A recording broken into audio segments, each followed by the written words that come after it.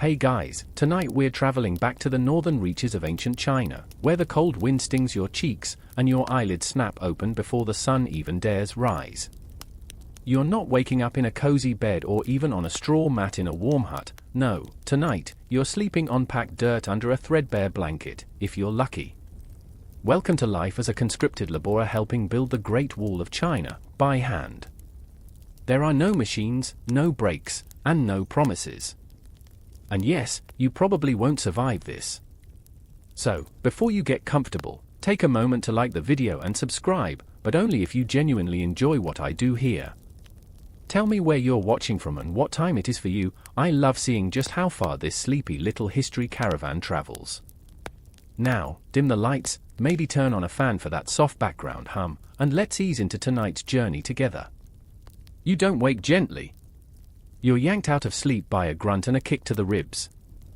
A sliver of pale dawn is leaking over the ridge line, but it doesn't matter, someone's shouting, and you scramble upright, bones aching, joints stiff, mouth dry. You're in a labor camp somewhere along the jagged frontier. Exactly which province? You don't know. You've been shuffled through too many way stations to count, and no one hands out maps to people like you. Maybe you're a farmer caught avoiding taxes. Maybe a rebel's cousin. Maybe just unlucky enough to live in the wrong village at the wrong time. One thing's certain, you didn't volunteer for this. The imperial summons came, and that was it. You were recruited. More like confiscated. And so here you are, the cold already cutting under your threadbare tunic, feet swollen from yesterday's labor, your eyes gummy with dust. All around you, groggy figures stumble up from the earth like tired ghosts. The air smells of ash, sweat, and the faint sourness of unwashed bodies. Someone passes you a ladle of cold water from a clay jar. You take 2 gulps, then another, too fast. Your stomach protests, but thirst wins. You wipe your mouth on your sleeve and glance around. There's no privacy. There's no comfort. There's just the early morning shuffle of hundreds of workers in various stages of waking, yawning, limping, grunting, rubbing eyes, adjusting splints or wraps around injured hands. No one talks much. Words are rationed like everything else. Above it all, a soldier's voice cracks like a whip. Move! We build with the sun. And so you do. But your body doesn't want to move. It aches. And not the kind of ache that fades in minutes. No, this is the kind of deep, marrow-humming exhaustion that makes you question if you're still human or just a soft sack of pain shaped like a person. Still, you move. Not because you're brave, but because not moving means pain. More pain. The kind delivered by bamboo rods and boot tips. There's discipline in this camp. The kind enforced by muscle and fear.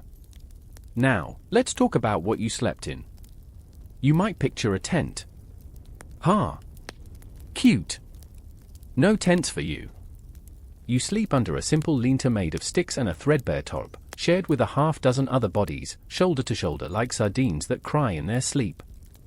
Others sleep straight on the ground. Some dig shallow ditches in the dirt and curl inside like cold worms. That's not poetic. That's real. There are lice, of course. And rats. A few snakes, depending on the season. But it's the wind that's worst, howling down from the mountains like a cruel joke, sneaking into every fold of your clothes and chewing straight through to the bone. Historians still argue whether this early stage of the wall, especially the parts built during the Qin dynasty around 220 BCE, had any real long-term military value. But there's one thing they agree on: the human cost was immense. Hundreds of thousands conscripted. Tens of thousands died. Probably more. Records don't mention names, just numbers. You're one of those numbers now. And yet, there's still a strange kind of quiet dignity in the morning routine. You watch someone help their neighbor tie a makeshift sling for a twisted wrist. Another tears strips from their own tunic to wrap someone's bleeding ankle. One old man mutters prayers under his breath, hands clasped so tightly his knuckles go white. Everyone's cold, hungry, and scared, but somehow, you all still move. As you lace your sandals, a laughable formality, really, since they're just scraps of leather held together with hope, you glance to the horizon. The sun is barely kissing the peaks, painting them with the kind of beauty you'd appreciate more if you weren't marching toward them with a shovel and a back full of bruises. You sigh. Deeply. You try not to think about home, wherever it is. Whoever you left behind. Thinking too hard makes the work worse. And besides, there's a good chance they've already assumed you're dead. You step into line with the others, shuffling toward the gruel station. No talking. No pushing. Just dull obedience. Like cattle. A young boy limps beside you, no older than 14. His tunic's too big. He's missing a sandal. You don't know his name, and he doesn't know yours. You've seen him cry silently at night, clutching a rock like a stuffed animal. He doesn't talk, but he's still here. And then it hits you. You're all still here. That's something, isn't it? Maybe not glory. Maybe not purpose. But you made it through another night. You opened your eyes, and you stood up. On this godforsaken edge of the empire, that counts for something. Still, as you glance toward the distant outline of stone and scaffolding silhouetted against the rising sun, one thought hits you harder than the cold. This wall isn't even close to done. The porridge is lukewarm. You could call it breakfast, but that'd be generous. It's really more of a suggestion, millet boiled into a grayish paste, occasionally lumpy, often sour. You don't even get a bowl. Just a cracked clay cup or, if you're lower on the totem pole, your own cupped hands. One ladle, no refills. And heaven help you if you spill it. You slurp quickly, trying not to think about the chunk that might have been a bug. Across from you, a man with no front teeth swishes his portion like soup. Another scrapes the bottom of his cup with his finger, then licks it clean. Not for taste. For survival. You are surrounded by faces that all wear the same expression, flat, sunken, vaguely resentful. No one here is smiling. They're not angry either. Just ground down. Like wheat under a millstone. Day by day, grit by grit. There's a whisper of wind, and dust whirls across the compound. It settles into the porridge. You don't stop eating.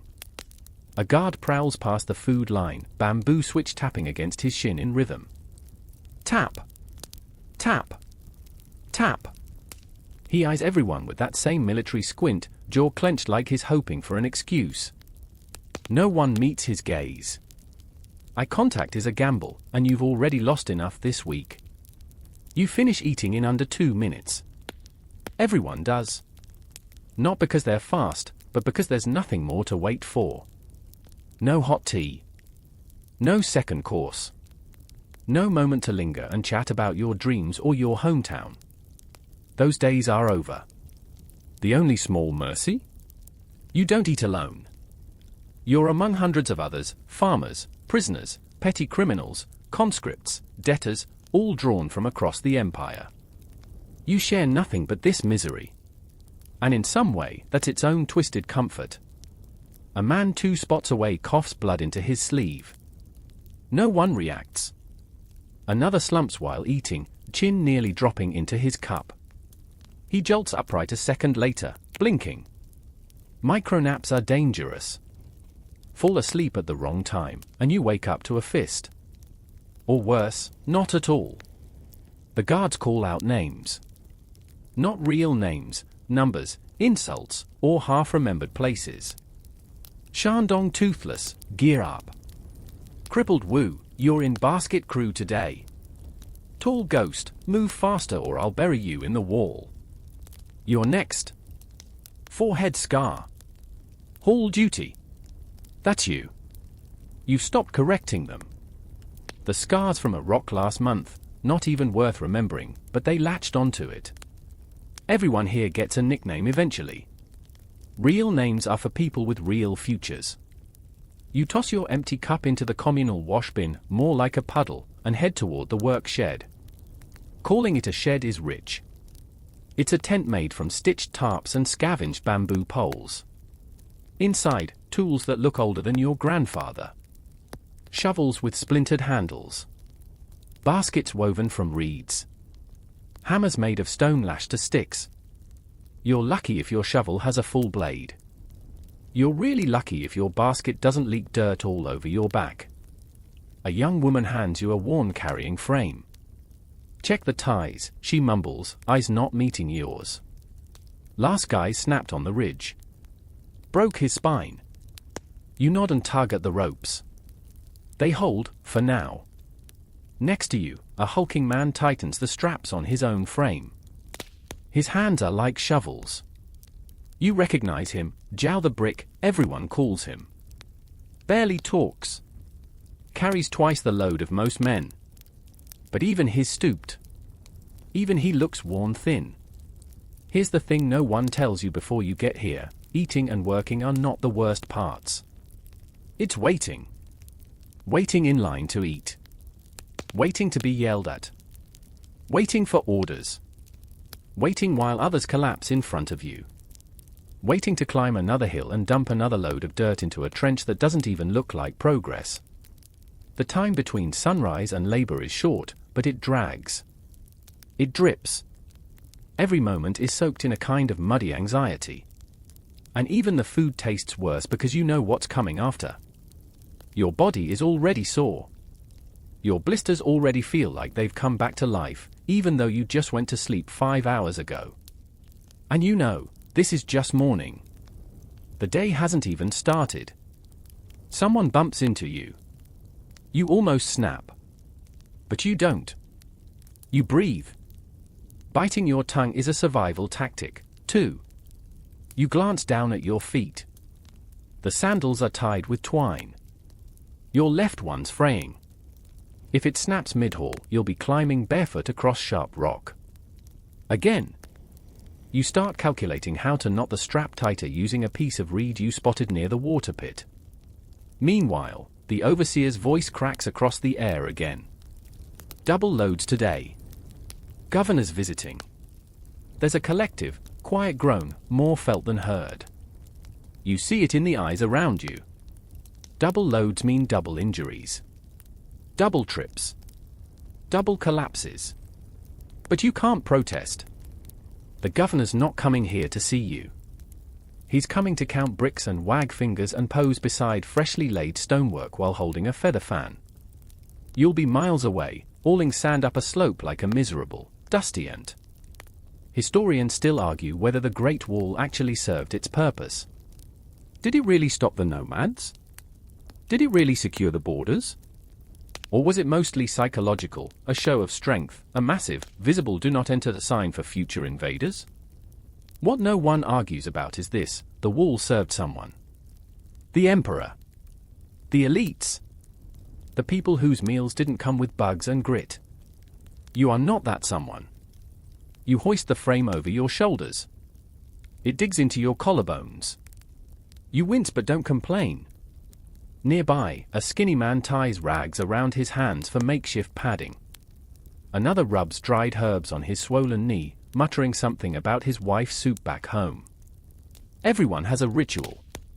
You've seen people whisper to rocks, stroke good luck charms, even kiss the ground. Not out of love, but desperation. You don't get through this job sane without some weird habit. Yours? You count. Every load. Every step. Every mile. Sometimes you even name the steps. Step 1, still alive. Step 2, still breathing. Step 3, don't cry. It helps. A little. And then the conch shell sounds. That low, hollow wail, it cuts through the air and straight into your bones. That's the call. Time to move. Breakfast is over. No brushing teeth. No bathroom breaks unless you're quick and lucky. The wall doesn't wait. You join the line of laborers filing out of camp. Some chant. Some weep silently. Others are blank-faced. As you walk, you pass a wooden post with a dozen names carved into it. You recognize one. A man from your province. Vanished last week. Rumor was he fell off the wall face first and no one stopped working. They carved his name as a kind of favor. An unofficial tombstone. You don't stop walking. Dust rises with every step. The sun is climbing higher now, promising more heat. You can already feel it on the back of your neck. The same place that peeled last week. The skin still pink and tight. It'll crack again today. You're not even at the worksite yet, and already your stomach's grumbling again. But that's normal. You shake the last drops of morning from your head and lean forward under the load.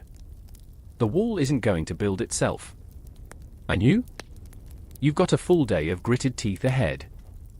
The trail to the worksite is a punishment all on its own. It twists like a snake across the dry hills, up steep ridges and down crumbling slopes, carved more by exhausted feet than any imperial planner's design. You're not walking on a road, you're trudging along a scar in the earth, lined with loose rock, broken tools, and the occasional dropped sandal. Your basket frame creaks with every step. You can feel the rope straining across your shoulders, digging into your collarbone with a familiar burn. It's not even the load yet, just the empty frame. Soon it'll be filled with bricks or dirt or godforsaken tamped gravel, and then the real pain starts. Today's haul site is over a ridge and half a valley away. 2 hours on foot, maybe more with the day tours. The guard leading your group carries a whip made of twisted hemp and bone. Decorative? Hardly. You've seen it crack through a man's tunic like paper. And yet, it's not the whip you fear, it's the hills. One by one, the pack begins to move, shuffling forward like a river of misery. Feet drag.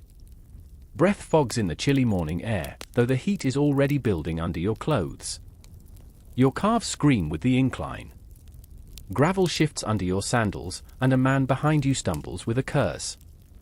You don't stop to help. You can't. You've learned that lesson. Everyone walks in silence, more or less. Some hum, some mutter under their breath, but no one wastes energy on full sentences. The landscape around you is brutal, dry, cracked earth spotted with patches of stubborn brush. Once in a while, you pass skeletal trees clinging to life with roots half exposed. The mountains in the distance loom like giants, casting shadows that seem to mock your pace. At one point, the line pauses at a narrow ledge. To your left, a sheer drop into a dry ravine. To your right, a steep wall of crumbling earth. You press forward, hugging the cliffside, barely daring to breathe as your sandals slide on dust and stone. This isn't a detour. It's the route. You remember someone falling here last week. 1 second he was behind you, then a gasp, a scream, and gone. No one looked over the edge. The guards didn't even blink. He wasn't the first. He won't be the last. Historians still argue whether the laborers who built the wall in the early dynasties, like under Qin Shi Huang, were mostly convicts and soldiers or whether peasants made up the bulk. You can confirm firsthand, it doesn't matter. Once you're out here, all status melts away. Everyone becomes meat with legs. And the trail doesn't care if you were once a farmer, a merchant, a thief, or a poet. The rocks chew at your feet just the same. Eventually, the path crests a rise, and there it is. The wall. Well, a section of it, anyway. Still just ribs and bones, stone foundations winding like the spine of some dead beast across the horizon. Bamboo scaffolding sprouts from its sides like skeletal wings. Dust clouds hang low in the air, stirred by the shuffle of workers and the rhythmic thud of tamping poles. There are people everywhere. Dozens. Hundreds. Ants with tools. And you? You're the newest ant. You approach the staging area, a kind of grim little plaza carved into the slope. Stacks of bricks. Baskets of gravel. Piles of clay. A pit filled with lime slurry that smells like sour eggs. Tools lean against rocks like grave markers. A foreman, bare-chested, sweaty, eyes bloodshot, waves your group over. Gravel haul, he barks. Fill, carry, dump. Fill again. Don't stop until sunset. You move toward the gravel heap. It's grey and jagged and coarse, like someone ground up mountains and forgot to be gentle. You grab a scoop, really just a bent pan nailed to a stick, and begin shoveling it into your basket. The dust rises fast, and you pull your tunic up over your mouth. It helps a little, but not much. Your basket groans as it fills. It's heavy before you even lift it. You adjust the ropes, squat low, then heave it onto your back. Pain shoots through your thighs. Your spine crackles like kindling. First trip. You follow the trail uphill again, shorter than the one to the side, but steeper. Every step feels like punishment. You lean forward to keep from toppling. Your breaths come sharp and shallow. Halfway up, a boy ahead of you slips, spilling gravel in a cascade down the slope. A guard moves fast. Too fast. Crack. The bamboo rod lands square across the boy's back. Again, the guard snaps. You look away. You don't stop. The sweat under your arms turns cold. That could have been you. It still might be. The dumping point is just past the wall segment, an area cordoned off with bamboo stakes. You reach it, pivot, and let the gravel slide from your basket onto the trench floor.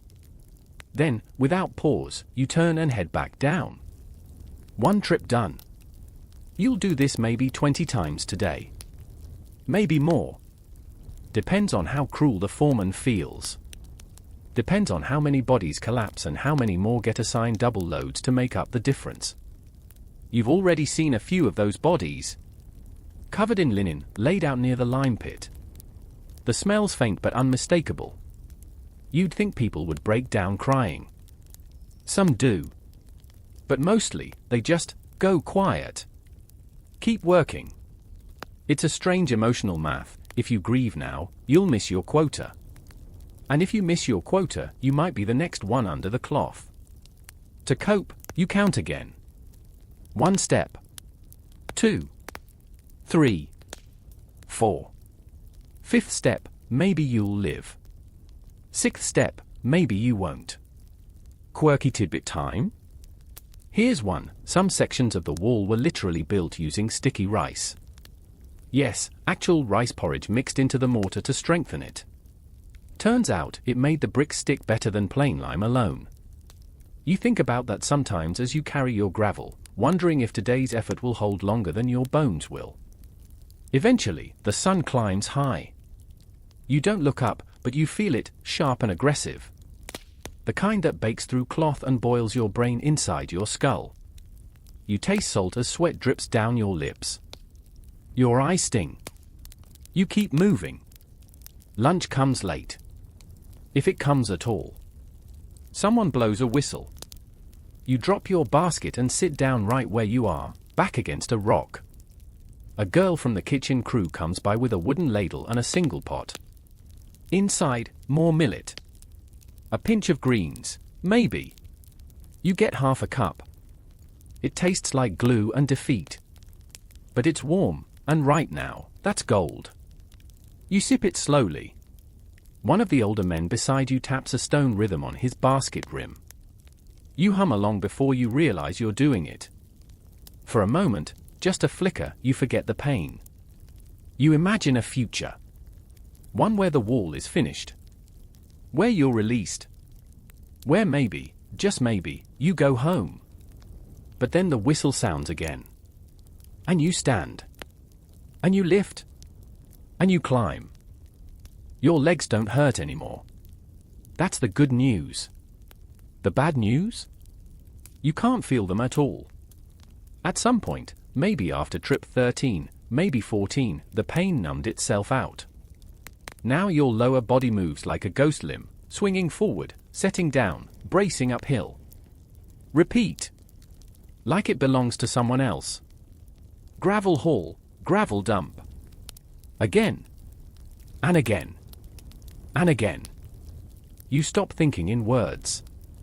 Your thoughts become noises, grunts, groans, gasps. Occasionally a curse, but mostly just mental static. The sun is brutal now, hanging high and white like a polished bone in the sky. Shadows shrink to puddles underfoot.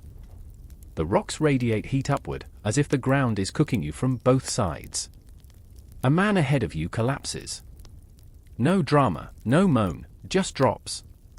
Like his strings were cut. The guards don't notice right away. When they do, they drag him to the side, splash water on his face. No response. They leave him there, face down in the dust, and shout for someone else to carry double. Guess who gets chosen? You don't even protest. The guard points. You nod. A second basket is slung over your shoulder. Smaller, but heavier than it looks.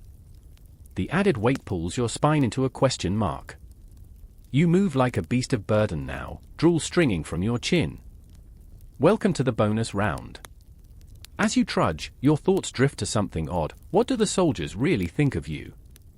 Are you just walking tools? Do they even remember your faces? One of them, Liu, you think his name is, offered you a dry date yesterday. Just handed it over, no reason. You'd almost cried.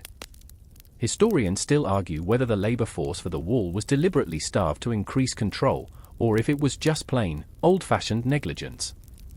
Either way, it works.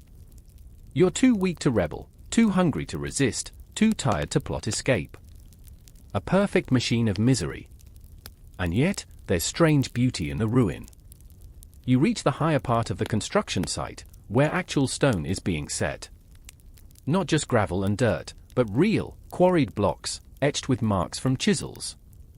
You pass teams tamping clay into molds, others hauling water up in sloshing leather sacks. Stone layers crouch on scaffolding, guiding blocks into place with frightening precision.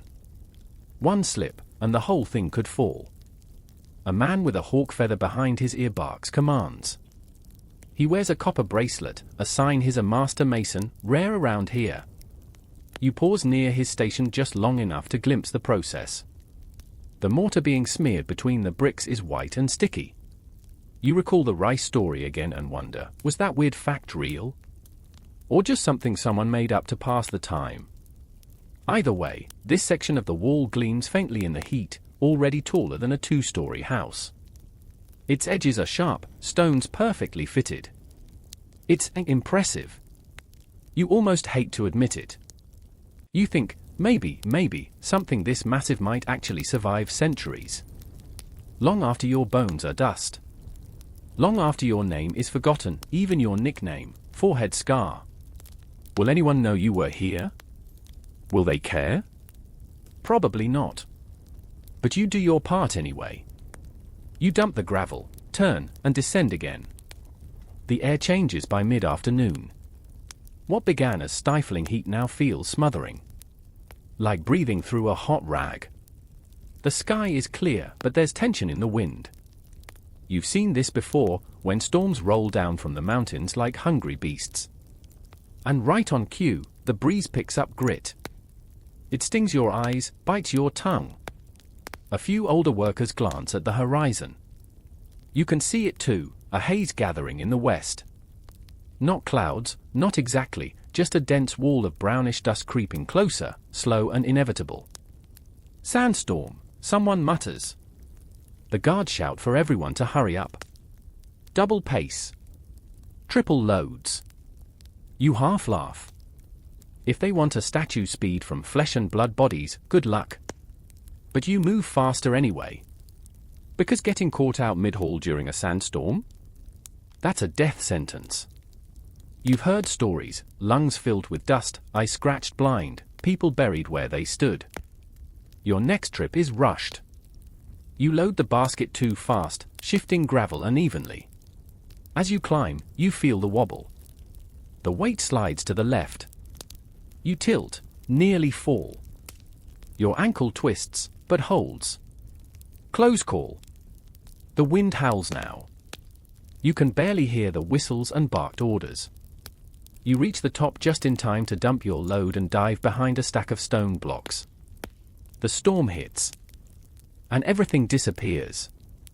Dust roars over the wall like a wave. It slams into you with invisible fists, shoving you backward, rattling your teeth. Sand gets everywhere, in your ears, your mouth, your sleeves, your soul. You huddle down, wrapping your tunic across your face. Eyes shut tight. Breathing shallow. You taste metal. You taste grit. You taste your own fear. Around you, shapes scurry, laborious, guards, anyone who wasn't quick enough to get shelter. You hear coughing. Wailing. Someone shouting a name you don't recognize. You cling to the stone, hoping it won't roll, hoping you won't get flung off the ledge. 15 minutes. Maybe 20. Then it starts to ease. The wind doesn't stop, but it quiets, goes from a scream to a whisper. You risk opening one eye. The world is brown and blurry, like a dream you half remember. Your limbs are shaking. You stand slowly, brushing sand from your sleeves. Your basket is gone, swept down the slope like a leaf. Someone nearby has blood on their forehead. Another stares into space, lips cracked, hair matted with dust. The guards regroup, but they don't shout now. Even they look shaken. The storm took a toll. And there's no official break to mourn or clean up. Just another whistle. Another order. Back to work. You stare at the ruined path, the buried gravel pile, the smashed tools. And then you do something strange. You laugh. Just once. A sharp, barking sound. Because the absurdity of it all finally clicks. You're fighting the wind. You're building a wall against eternity. You're throwing stones into the teeth of time and hoping they stick. It's ridiculous. It's hopeless. And yet, somehow, it matters. You fetch a new basket. Tighten the ropes. And start hauling again. You start measuring time not by hours, but by how many times you've filled and dumped the basket. Not by days, but by how many new blisters have shown up, then popped, then calloused over. And here's the truth no one tells you, the work doesn't get easier. You just get harder.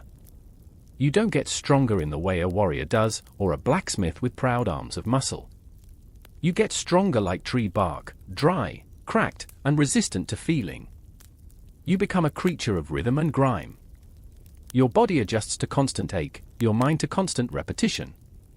You begin to anticipate pain before it hits, to tighten one shoulder before the strap bites down, to shift weight to the left foot before the right one gives out.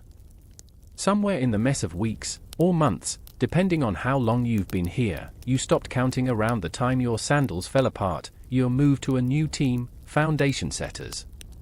This sounds fancy, like maybe you'll be sitting at the bottom of the wall, laying precious bricks with care and ceremony. But what it really means is digging. Trench after trench. In soil so dry it fights back. In clay so sticky it sucks your shovel down like a leech. They hand you a dull spade. It's bent and too short for your height, but no one trades. You take it, plant your feet, and start chipping. The worksite is halfway up a slope, so your trench angle is weird. The goal is to dig a narrow channel about 2 arms deep and 3 wide.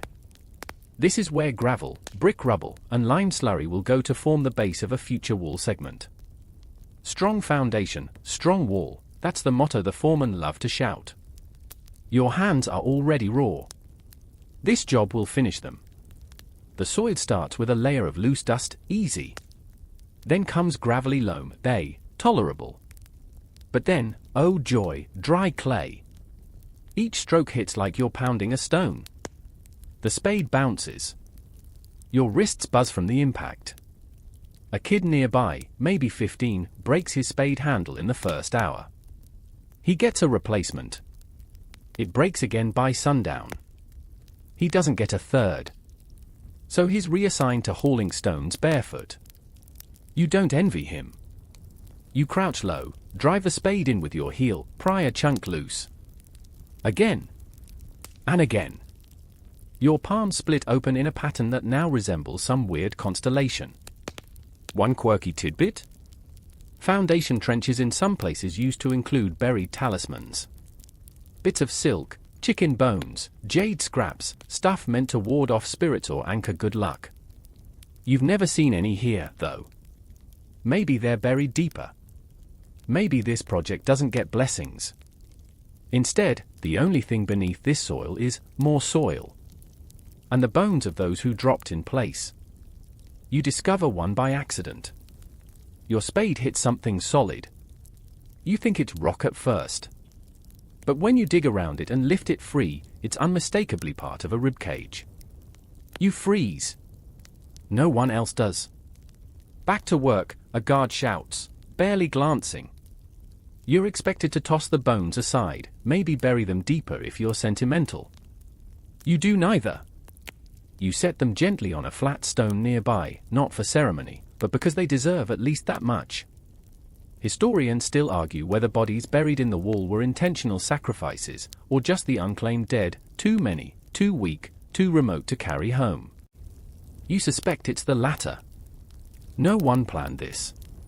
But once death became normal, it folded into the work like lime in mortar. The ribs sit quietly as you dig on. Eventually, the trench is shaped. You move to the mixing pit, where a handful of laborers, yourself now included, are tasked with stirring up the foundation blend. It's a simple recipe: coarse gravel, powdered lime, water, sometimes mud or ash.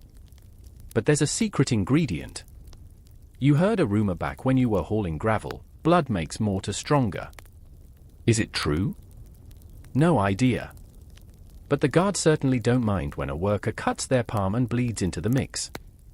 Some even do it on purpose, like they're offering a piece of themselves to the wall. You don't. You keep your blood inside. You've already given enough.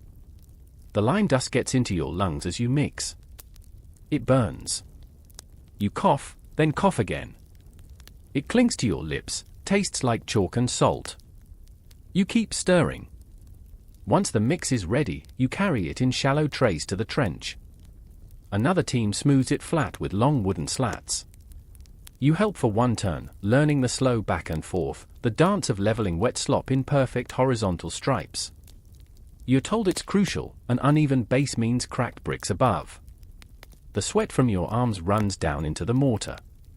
You try not to think about it. Then come the tampers. Long poles with flat stones on the bottom, designed to compress the mixture. You take turns slamming them down again and again, your back and arms flaring with pain each time. It's loud, brutal, exhausting, but oddly satisfying. With each slam, you feel the world beneath you compact. The air shivers. You imagine the foundation whispering, "Yes, eat more." A few workers hum in rhythm. You find yourself joining them, not for fun but for pacing. It's like you're drumming the ground into submission, making it remember your presence. By evening, your section is finished. The trench is filled, tamped, and left to dry. You wipe your hands on your tunic, forgetting it's already soaked. The lime itches, gets into the cuts. Dinner comes in silence. Millet again. Same chalky chew. Same crack bowl. You sit near the trench you filled. It's strange to look at it now, flat, dull, unremarkable. But under that crust, your fingerprints are buried in 1,000 motions. You stare at the stars. There are no torches, only moonlight. The wall looms in the dark like a crouched animal, half-born. Your trench is a part of its spine. Will anyone know? You think, maybe someday, a tourist will walk atop this section. Maybe they'll take a selfie. Maybe they'll read a plaque and nod, "Wow, that's a long wall." And maybe, if the wind's just right, they'll hear the tamping poles echoing beneath their feet. You're pulled from your shallow dreams by a sharp whistle and the clanging of ladles against metal pots. It's not even light yet, just the thin, grimy purple of pre-dawn, but you're already on your feet. Why? Because today is supply day. Which means you're not building the wall today. No, today, you're walking 30 li with a half-mule cart to get more rope, more baskets, maybe a few fresh picks if the storehouse isn't bone dry. And best of all, you might see a town. A real town. With roofs. With smells other than sweat and lime. Maybe even someone playing music. You'd forgotten that kind of noise existed. But don't get excited. This is still hard labor. You're part of a 6-man detail, all roped together so no one runs. The cart is heavy, missing one wheel rim, and somehow squeaks and thuds as it rolls. You'll be pushing, pulling, dragging it over foothill terrain and dry scrub brush. The path isn't a road. It's a suggestion. Your knees click on the downhills. Your lower back stings on the uphills. Dust cakes your lips almost immediately. The guy behind you won't stop coughing. He says it's just throat scratch. You quietly hope it is. By late morning, the sun joins in, a familiar overhead demon. But after hours of hoof-chewed trail and thornbush dodging, something shifts. You smell meat. And not like your usual mystery fat on charcoal smell. No, this is sweet meat. Glazed. Spiced. Real. You round a hill and see it, the edges of a dusty little trading outpost. Market stalls. Painted signs. A dog barking near a spice cart. A few oxen trudge past, pulling big square wagons. The buildings are squat, rough-walled, roofed with wooden shingles. You stare at them like a desert traveler seeing a lake. You're not allowed in. The guards say it flatly. One stays with the cart, the other 5 of you can sit at the gate. No wandering. No talking. No begging. So you sit. And you smell everything. Someone walks past with a bowl of noodles. Another chews on grilled duck neck. The aroma hits you like a slap. You haven't salivated this hard in months. It's painful. The coughing guy next to you starts crying, quietly. Just a little. You don't blame him. But here's the kicker, sometimes, the guards let you shop, if you've earned favor. If you've been a good worker. And today, against all odds, one of them turns and says, 2 of you. You get 5 copper. Go buy what you want. It feels like winning the Imperial Lottery. You're picked. You rise slowly, afraid it's a joke. It's not. You're handed 5 grimy coins and shoved toward the nearest stall. Your mind blanks. What do you even buy? Soap? No. Food. Obviously food. But what kind? The vendor is a bored-looking woman who doesn't ask your name. You point. She gives you a meat bun and a half slice of pickled radish. You trade 3 coppers for it. 2 left. You run to another vendor and snatch a tiny dried plum ball, sticky, sour, glorious. The final coin goes to a strip of ginger candy. You suck it slowly, eyes closed. This isn't just food. This is memory. You sit by the cart and eat without talking. Just you, the meat bun, and the wind. Later, when the guards return with the supplies, big coils of hemp rope, fresh yokes, even some new chisels, you load the cart without complaint. The return trip is longer, heavier. But your stomach is lined with something warm. And that changes everything. As you trudge back toward the wall, your mind drifts. Historians still argue whether these rural labor teams were allowed market access regularly or if it was a rare treat reserved for favored crews. Some documents mention monthly trips, others imply years without supplies. You suspect it depends on whether the supervisor is lazy or cruel. Yours is lazy. You're lucky. Halfway back, the coughing guy collapses. It's not a dramatic faint. He just sits down mid-step and doesn't move. His lips are blue. The guard pokes him with a stick. Keep walking. He doesn't. You hesitate. The others keep walking. The cart keeps rolling. You glance back. The man's chest is rising. Barely. The guard shrugs. He'll follow if he wants to live. Spoiler, he doesn't. And you don't look back again. The next morning, the wall looks a little taller. Not because it is, but because you've seen something else now. You've seen the outside. And it makes everything here feel older. Heavier. You notice things you didn't before, the way the bricks are scorched in some places, like maybe lightning struck them during storms. The weird carved symbol someone scratched into a block near your bedding site, 3 loops and a jagged edge. Maybe a name. Maybe a warning. You start working again. Back to gravel, back to carrying, back to the endless rhythm. But your thoughts wander. One quirky tidbit you remember from a conversation near the market: in some remote wall sections, workers allegedly chewed willow bark to dull pain. It's a natural source of salicin, the ancestor of aspirin. You glance at the tree stumps nearby and wonder if any of them were once willow. You'd gnaw bark if it helped. Easily. You pass the trench you dug earlier. It's been layered with stone now. Real bricks. That wall is growing. Slowly, stubbornly. Like a mountain built by ants. You meet a new group of workers today, fresh arrivals. Their hands are soft. Their eyes are still bright. They ask you how it is. You don't answer. You just pass them a strip of spare cloth to wrap their palms. You'll need it, you say, quietly. By nightfall, they understand. You sit again under the stars. The same stars, somehow sharper now. Your meat bun memory lingers. Not the taste, no, that's faded already.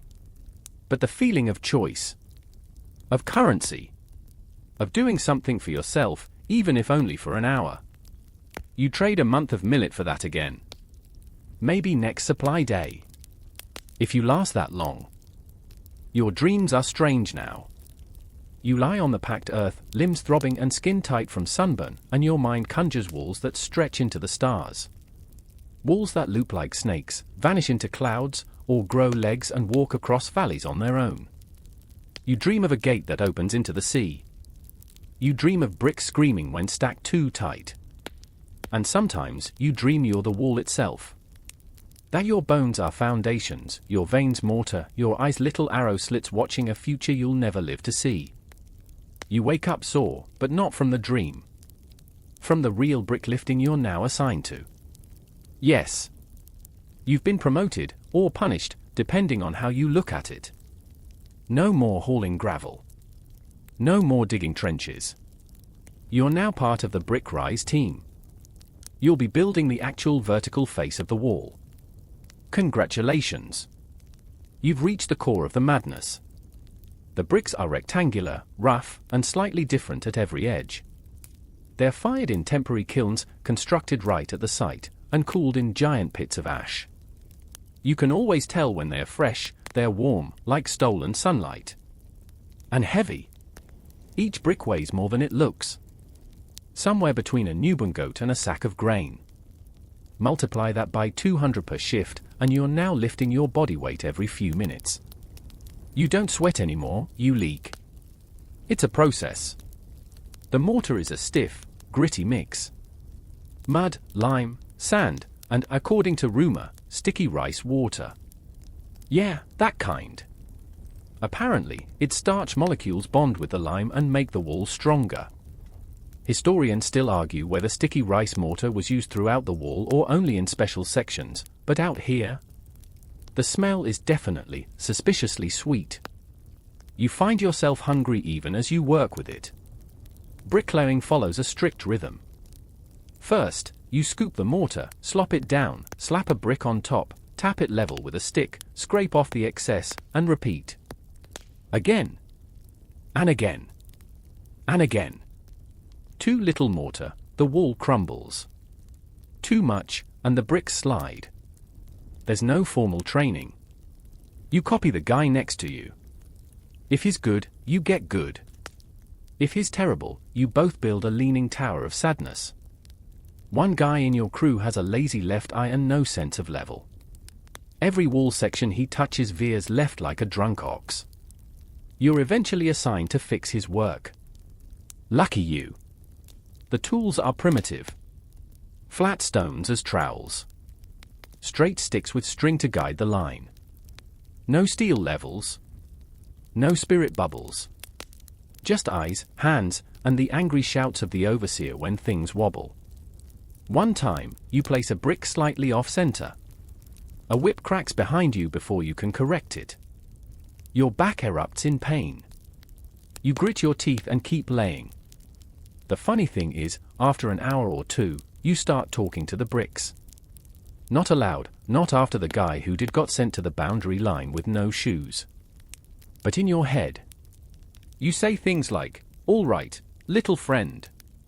Sit straight. Play nice. Don't be a leaner." You start knowing each one's quirks. The chipped edge. The warped base. The one that smells faintly like roasted rice. And then the wind comes. Oh, the wind. Out here, with the wall halfway up a slope and nothing but dry plains below, the wind doesn't breeze, it punches. It howls up the side like it's trying to knock the wall over. It fills your ears with sand. It steals your breath mid-sentence. Bricks tumble if you don't stack them fast enough. Mortar dries before you can level it. You spit grit every 10 seconds. You blink with tears of dust. Someone once joked that the wind works for the wall. That it's the true overseer. You believe it. During lunch, you huddle behind a scaffold post, gnawing dried turnip and sipping from a skin that smells like goat. Around you, others talk, quietly, and always checking for guards. Someone mentions that another worker vanished last night. No one says his name. No one asks why. They just pass it like trivia, like, "Did you hear the moon's getting fatter?" Disappearances happen. You've seen the signs, a bedroll untouched, a bowl left behind, no one willing to say more. Historians still debate how many laborers truly died building the wall. Some estimates run into the hundreds of thousands. Others say far fewer, claiming exaggeration. But from where you're standing, hands raw, lungs full of lime, and friends vanishing like shadows, you lean toward the higher number. Your favorite part of the day is sunset. Not because work ends, though yes, thank the stars for that, but because the light hits the unfinished wall in a way that makes it glow. It throws long shadows. Makes each brick look like it's been gilded in gold. For a brief moment, this place looks holy. Like maybe you're building something bigger than yourself. Then a brick falls and smashes someone's foot, and the spell breaks. That night, you rub your shoulders raw with a smooth stone you've kept hidden, flat and cool, stolen from a stream near the last supply run. It doesn't do much, but it feels like your secret comfort. You remember your old life. The village. The little stream where kids caught crabs. The smell of steamed yams. The rhythm of not hurting all the time. And for a moment, you don't want to build anything anymore. You just want to undo. But then you hear the rustle of bedding nearby. Someone sobbing, trying to keep it silent. And somehow, that tethers you. You're not alone in this. You never were. You're just one brick in a long, long line. And that, strange as it is, helps you sleep. You wake before dawn, again. But this time, something's different. Your hands, your poor, split, swollen hands, can barely close around the morning ladle of millet gruel. The skin has toughened, sure, but underneath? The nerves are tired. Your knuckles crack when you flex. Your fingers tremble even when empty. Today, you're reassigned. Again. This time, to the watchtower detail. Now don't let the word tower fool you into thinking this is some cushy lookout post with scenic views and midday naps. It's not. You're not climbing into a tower. You're building one. From the ground up. By hand. With no brakes, no scaffolds, and definitely no safety ropes. If you slip, the ground will teach you a lesson gravity never forgets. Watchtowers dot the wall every few hundred meters, sometimes less, depending on how paranoid your local commandant is. They rise square and squat like oversized chimneys, made of the same brick and mortar as the wall but 10 times more annoying to stack. Angles matter here. Symmetry matters. Weight balance matters. You, however, do not matter. Your first task is carrying basket loads of brick up a mud ramp. The ramp spirals around the outside of the half-built tower, growing steeper as the tower rises. It's just wide enough for 2 people to pass if neither of them breathes in. The baskets are slung on shoulder poles that dig into your collarbones. The bricks inside jostle, slam, threaten to jump out if you so much as stagger. And stagger you do. The mud is slippery from last night's dew. It dries into clods that your bare feet can't grip. Each time you slip, a guard barks from above. Each time you recover, someone behind you groans. There are no heroes here. No pats on the back. Only sweat and bruised pride. Inside the tower, it's even worse. Airless. Cramped. Echoing with the clinks and shouts of labourers working by torchlight even in the day, because the walls block out most of the sun. You're lucky if you get a breeze. Your job moves from lifting to hoisting, pulling bricks up with rope pulleys. The system is rudimentary: a beam, a rope, a wooden wheel. The wheel squeals like a dying pig, and the rope burns your palms with every pull. You brace your legs against the wall, plant your heels, and yank like your life depends on it. Sometimes it does. A guy on the shift before yours let the rope slip. Dropped half a dozen bricks.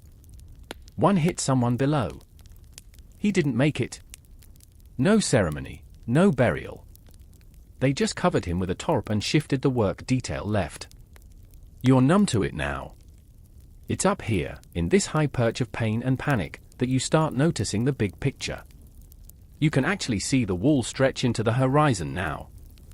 Ribbons of stone and dust rolling across hills like an uncoiling dragon.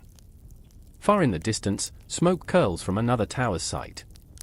Another team, another set of aching backs. The scale of it stuns you. You built that. You are building that. But at what cost? Historians still argue whether the wall was really one continuous structure or a series of smaller walls and barriers loosely connected across dynasties. You suspect both are true. It's all one thing, but made of many parts, stitched together by years and human suffering. You are one of those stitches. At midday, there's a rest. Kind of. You get 15 minutes, during which you sit with your back to a half-cured brick wall, breathing steam out of your nostrils like a winded ox. Someone hands you a boiled yam. You eat it slowly, peeling it with shaking fingers.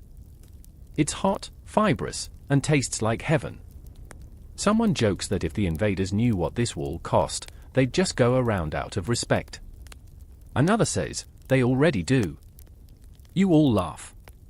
Quietly. Because it's true. Even with all this effort, even with towers like the one you're trapped inside rising skyward, the truth is the wall has never been perfect. Gaps exist. Always did. Always will. And even when it's finished, its real job isn't to stop armies. It's to slow them down. To warn of them. The towers? They are signal posts. You light a fire here, they see it over there.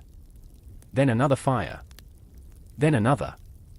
Like a chain of desperate whispers racing across the mountains.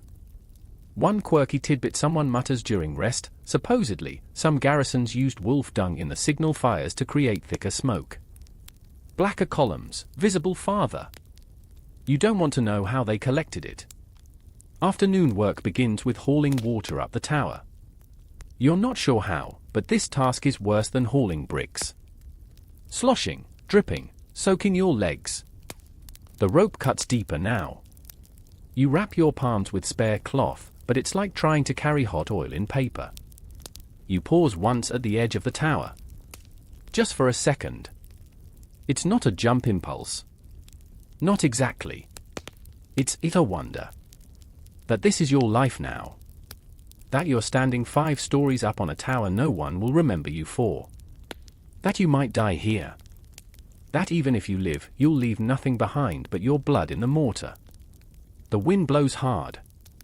You step back. Someone taps your shoulder and hands you another brick. And just like that, you're back in rhythm. By sunset, the tower's almost done. The overseer's shouting has softened either from satisfaction or exhaustion. You can't tell. You're busy spreading mortar with a flat stick that used to be part of someone's dining bowl. The final row of bricks feels symbolic. Ceremonial, even.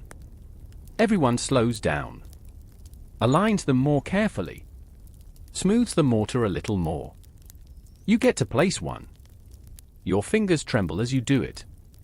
Not from fear. From meaning. This is your mark. Your moment. A small act, lost in the grand structure, but yours nonetheless. As night falls, the torches are lit.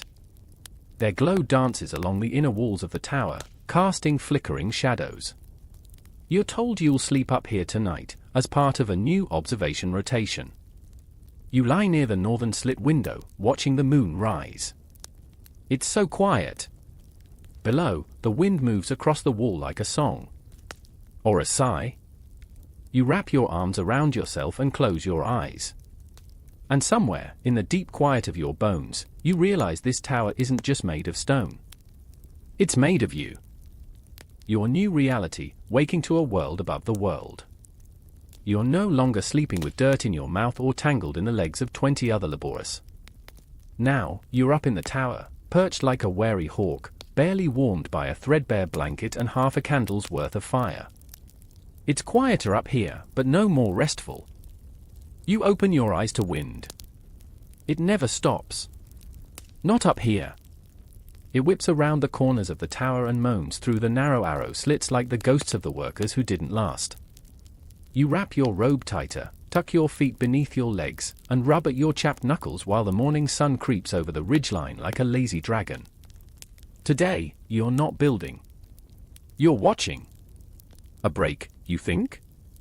Don't get too comfortable. Watch duty is no holiday. You're up at dawn, standing motionless for hours, scanning the horizon for, well, anything. Bandits. Smoke. Riders. Or, more often, just your own imagination running wild.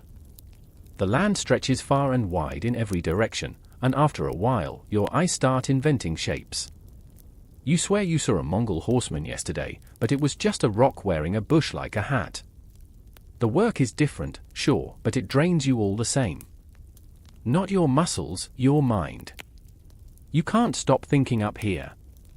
You think about the absurdity of it all. How the wall you helped build, stone by agonizing stone, now defines the edge of your world. That beyond it lies something both terrifying and exhilarating.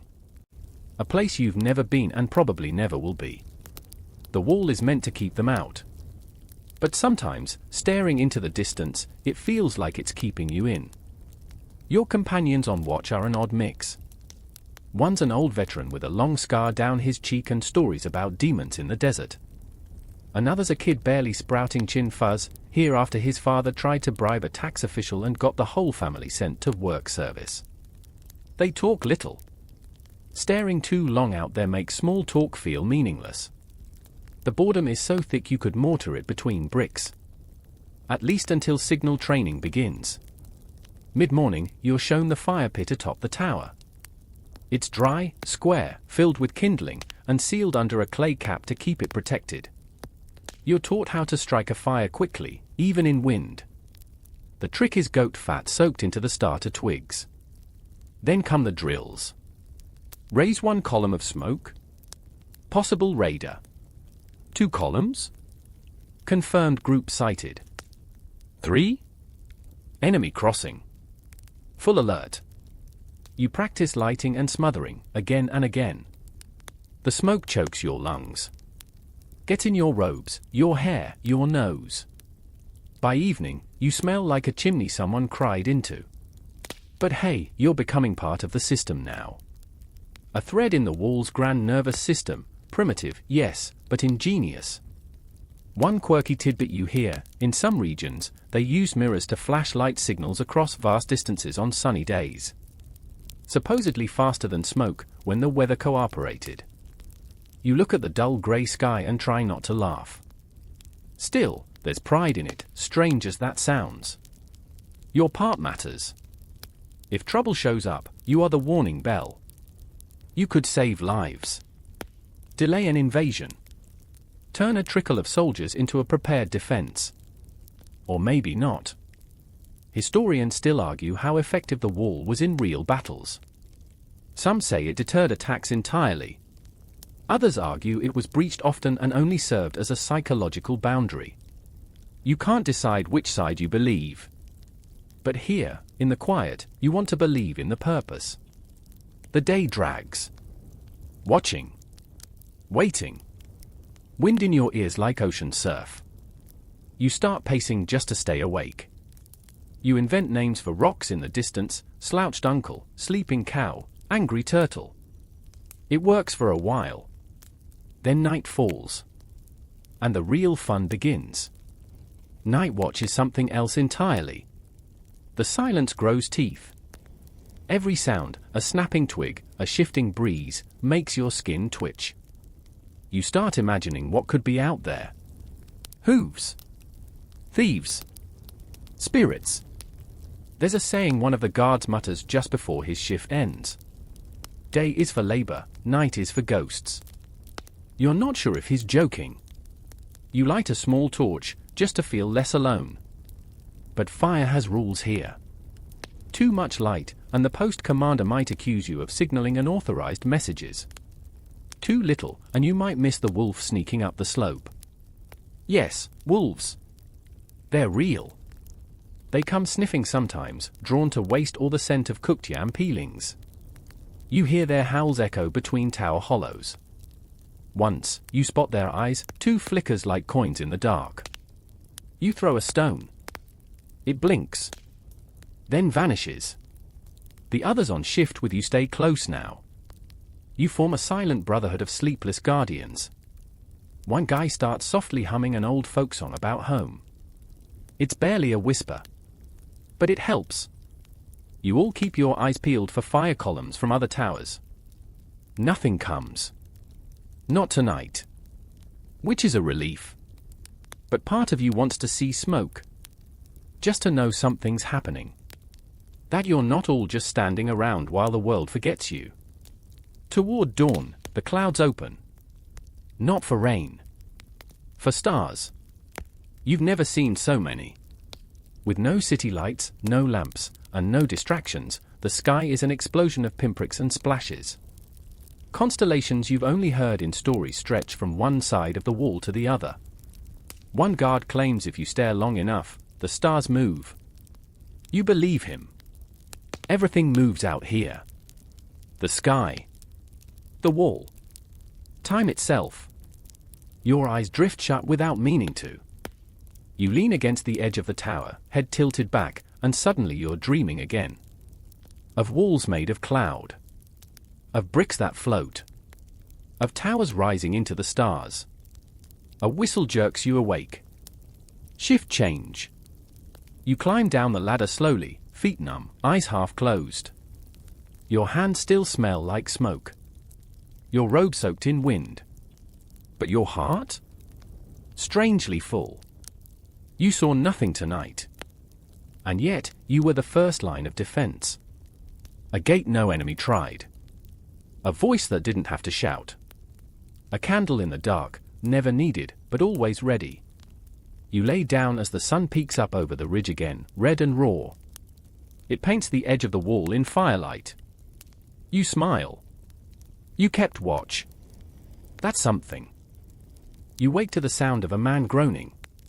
Not the theatrical kind. This isn't someone whining over a blister or a soggy robe.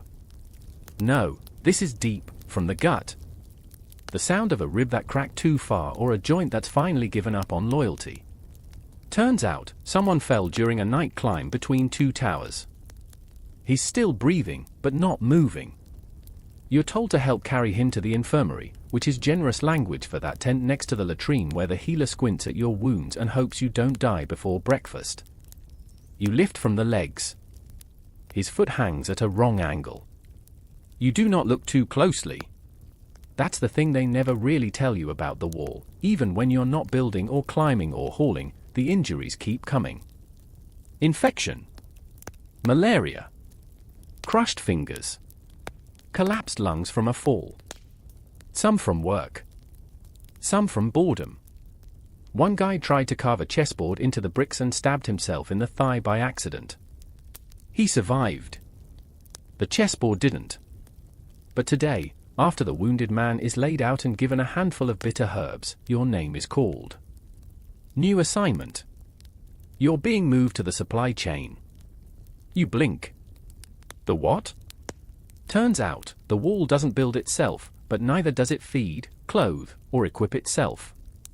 For every 10 laborers stacking bricks, there are dozens behind the scenes making sure those bricks even exist on site. And now, you're one of them. Welcome to the backbone of the operation. Your task today? Transport salt and vinegar jars uphill to a forward work camp. Salt, you ask?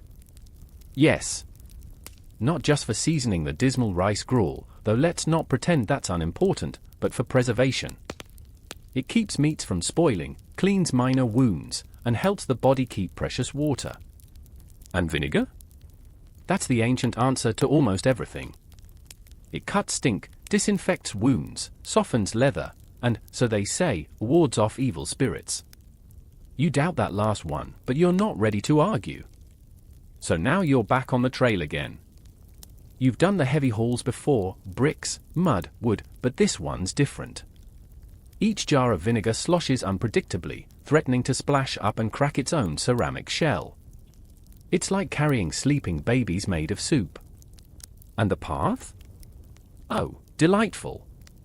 It winds through switchbacks and loose rock, up to a ridge where a new outpost is being slapped together with whatever bricks didn't crumble in last week's rain.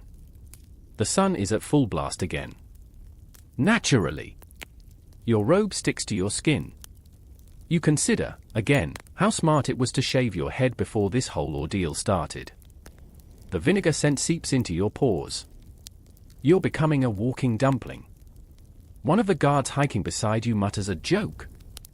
If you die on this hill, at least you'll be pickled. You laugh too hard. The uphill supply trail is busier than expected.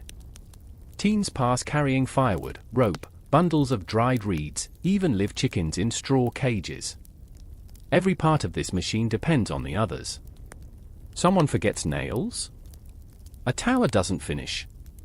Someone loses the grain sacks? That team starves for a day. Everyone pays for someone's mistake. You wonder who's paying for you. Finally, you reach the work camp. It's little more than a cleared patch of dirt and a canopy made from old banners and saplings. Men are already laying stone, but they pause long enough to greet the supply drop like it's a visiting emperor. A young boy, a maybe 12, shouts joyfully when he sees the vinegar jar. You later find out he's been using it to wash the pus from a leg so that won't close. You can't decide if that's inspiring or horrifying. As you rest in the shade, one of the foremen starts talking. He's from the southern provinces. Built for sections of wall. Says everyone is different. Up north, it's stone. Out west, they're still using tamped earth. Down south, they're experimenting with volcanic sand for mortar. There's no single wall. Just walls. All pretending to be the same. Historians still argue whether the Great Wall was ever really one thing, he says casually, sipping weak tea. Or just a big idea we all had at the same time. You nod, too tired to speak. The afternoon sun bakes the camp in gold. The workers move like ghosts now, half shadowed by dust. You watch as someone drops a pickaxe mid-swing and just walks off. No shouting. No scolding. That's how far the exhaustion has sunk. Before you leave, the foreman shows you the camp's new additions, woven sandals. Handmade by an old man who used to be a fisherman. He's teaching everyone how to wrap their feet with reeds to avoid heat blisters. It's strange how necessity turns everyone into inventors. He offers you a pair. You put them on and feel, for the first time in days, something that isn't pain under your heel. A small victory. You begin the trek back, this time with empty hands but a full brain.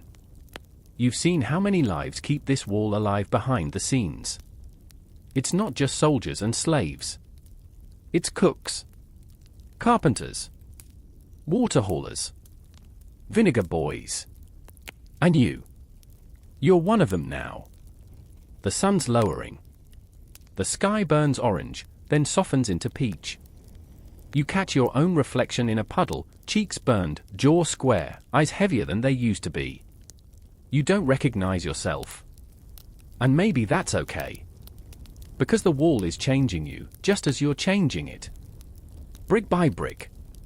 Jar by jar.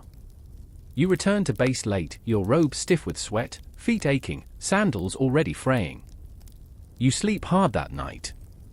But before you do, you whisper a quiet thanks to the vinegar jar that didn't shatter. And the foot it saved. You wake before the sun, again. But this time, you're not alone in doing so. The entire camp is stirring like a hive prodded by a stick. Whispered orders, clanging metal, boots scraping dry dirt. There's a feeling in the air, not dread, exactly. More like alertness. Like every pair of eyes is suddenly a little wider than usual. You ask what's happening. The man lacing up his dusty cloth boots beside you just shrugs. Inspection. That single word lands like a hammer in your gut. You haven't had one of those yet, but you've heard the stories. Not just a glance from a board official. No, this is the kind where a team of government inspectors, sent from the capital or close to it, comes out to make sure every beam, every brick, every laborer is exactly where they should be. And if they aren't? Well, let's just say no one volunteers to be out of line. You throw on your robe. Pat your hair flat. Wipe a streak of soot off your cheek with your sleeve. It leaves a wider smear. Too late now. The camp is already forming ranks. Workers line up.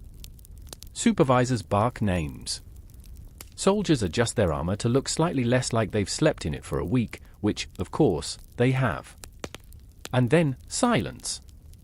You hear the clop of hooves before you see anything. A slim line of riders emerges over the ridge, led by a tall man in layered robes that gleam faintly with silk thread. His hat alone could pay for your entire family's food for a year. He doesn't smile. Inspections aren't about smiles. They're about order. He begins with the wall segment itself. Paces its length slowly, measuring mortar gaps with a stick that's exactly the width of a man's middle finger. Anything wider than that, and it means the workers were rushing. Lazy. Maybe stealing supplies. He notes 2 spots. The mason responsible turns grey. No punishment. Not yet. Just a note in the inspector's ledger, more dangerous than a slap. Then come the tool audits. Every hammer, chisel, rope coil must be accounted for. You stand next to your borrowed reed sandals, hoping they don't look like contraband. They don't. But your water good is cracked, and that does draw attention. The inspector stops. Points. This yours? You nod. He raises an eyebrow. Replace it. Today. You bow. And exhale. Others aren't so lucky. One man is found with an iron nail tucked into his robe. Claimed it for a game he was carving, a tiny board for strategy tiles. The guards don't listen. They drag him out of line, and his screams fade quickly. No one moves. No one speaks. You feel your stomach shrink into a fist. Then the questions begin. Where are you from? How long have you been assigned here? What task were you last responsible for? You answer automatically. Rehearse truth. Nothing extra. They're not looking for conversation, they're looking for cracks. Lies. Gaps. Next to you, a teenager stutters when asked his name. Just a pause, a flicker of fear. Too long. The inspector notes it. Doesn't accuse. Doesn't have to. That's the worst part. It's not the punishments that scare you. It's the quiet. The way judgment is delivered in silence and ink, with no chance to explain. But then, just as quickly, they move on. To the kitchens. The latrine trenches. The stonemasons. The night watch logs. You're allowed to break ranks, but nobody moves far. You stay nearby. Hover. Pretend to be busy. Scrubbing a pot. Straightening a rope bundle. Retying sandals you just tied. The waiting is worse than the grilling. While they assess a new section of wall, you overhear a conversation between two guards. They're whispering about short bricks. Apparently, someone's been making bricks smaller than standard to meet the daily quota faster. They're hoping no one will notice. Historians still argue how strictly those quotas were enforced. Some records suggest lethal punishment for a single day missed. Others claim bribes and favoritism shaped the real rules. Either way, you don't want to test it. The inspector reaches that section around midday. You can feel the air harden. He pauses. Knocks on a brick with his knuckles. Then another. He doesn't say a word. But the foreman beside him starts sweating through his armor. Someone's about to be replaced. Or relocated. Or worse. You retreat into the background. Blend into the soup of laborious. No name. No face. Just another cog in the massive, grinding wall. Somehow, that anonymity comforts you. The inspection continues for hours. By late afternoon, the horses are lathered in sweat and dust. The silk hat has grown a layer of grit. The inspector mounts again, his guards trailing behind like dull shadows. As they disappear down the slope, the entire camp lets out a single, shared breath. No celebration. But no executions, either. Call it a win. You sit on a rock near the fire pit. Your knees hurt, and your nerves buzz like you've been struck with lightning. Across from you, someone starts carving a new game board, very carefully. No nails this time. You look at your cracked good and toss it into the trash heap. Just following orders. Later that night, the talk around the campfire shifts. Someone says the inspector was from the imperial court itself. Another claims he used to be a mason before politics pulled him upward.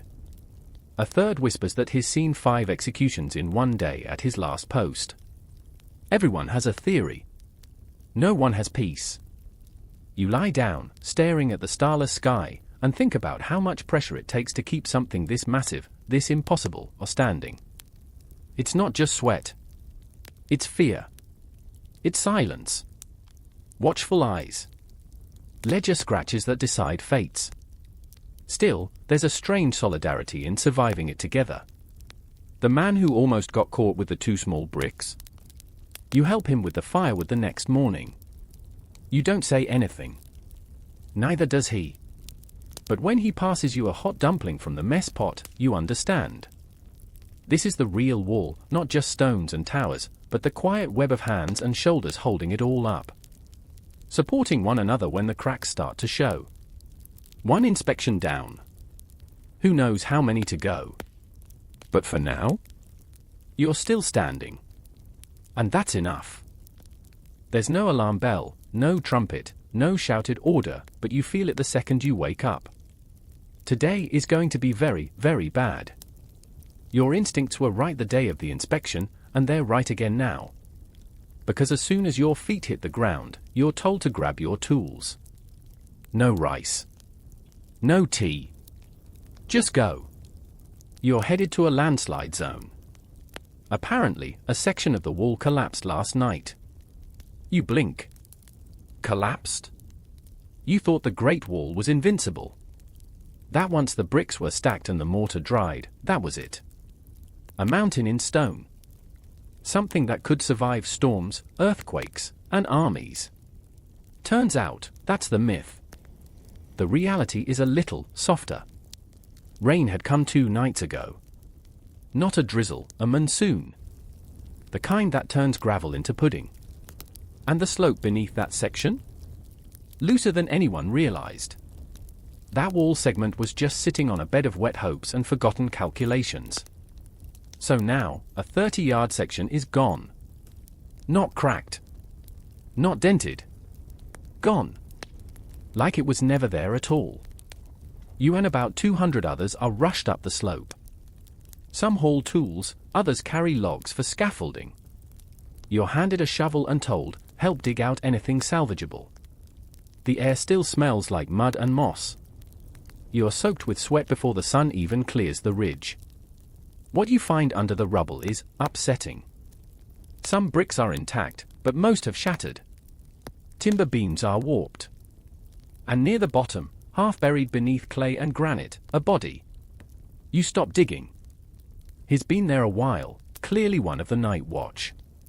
His arm still clutches a rope that now leads to nowhere. A thick silence settles around you all. No one says his name, but someone mutters a prayer. Then you keep digging. That's the thing about disaster on the wall, it doesn't slow the work. It just makes it more desperate. They bring in carts of new material by midday. Same bricks, same mortar, but now everything's rushed. Rebuilding a wall is harder than starting one. You have to align new layers with the jagged bones of what failed. Nothing fits perfectly. Nothing sits level. You end up working next to a builder named Ma. Middle-aged, balding, with thick hands and thicker eyebrows. He grunts instead of speaking, but you pick up the rhythm of his work quickly. Stack. Tap. Spread. Place. He corrects your angle once with a nudge to the elbow, then nods like you've passed a test. It's the highest praise you'll get all day. Midway through the afternoon, someone tries to shortcut the drying time by adding more lime to the mix. Big mistake. The wall segment begins to sweat, moisture leaking from inside. It'll take twice as long to cure now. You silently hope the inspector isn't scheduled back anytime soon. While you wait for the mortar to settle, you help shore up the nearby slope with sandbags and tree roots. It's back-breaking. You're sliding, slipping, knees bruised and robe plastered with grime. And still, you're lucky. The worst job is at the bottom of the slide, where they're digging new drainage trenches. The men there are working knee-deep in sludge. One of them slips and has to be hauled out by 3 others, coughing mud. That night, you're given hot porridge and a few dried mushrooms as thanks. It tastes like heaven. You sit with Ma, watching the rebuilt segment cast a long shadow under the firelight. It's far from finished, maybe 5 feet high.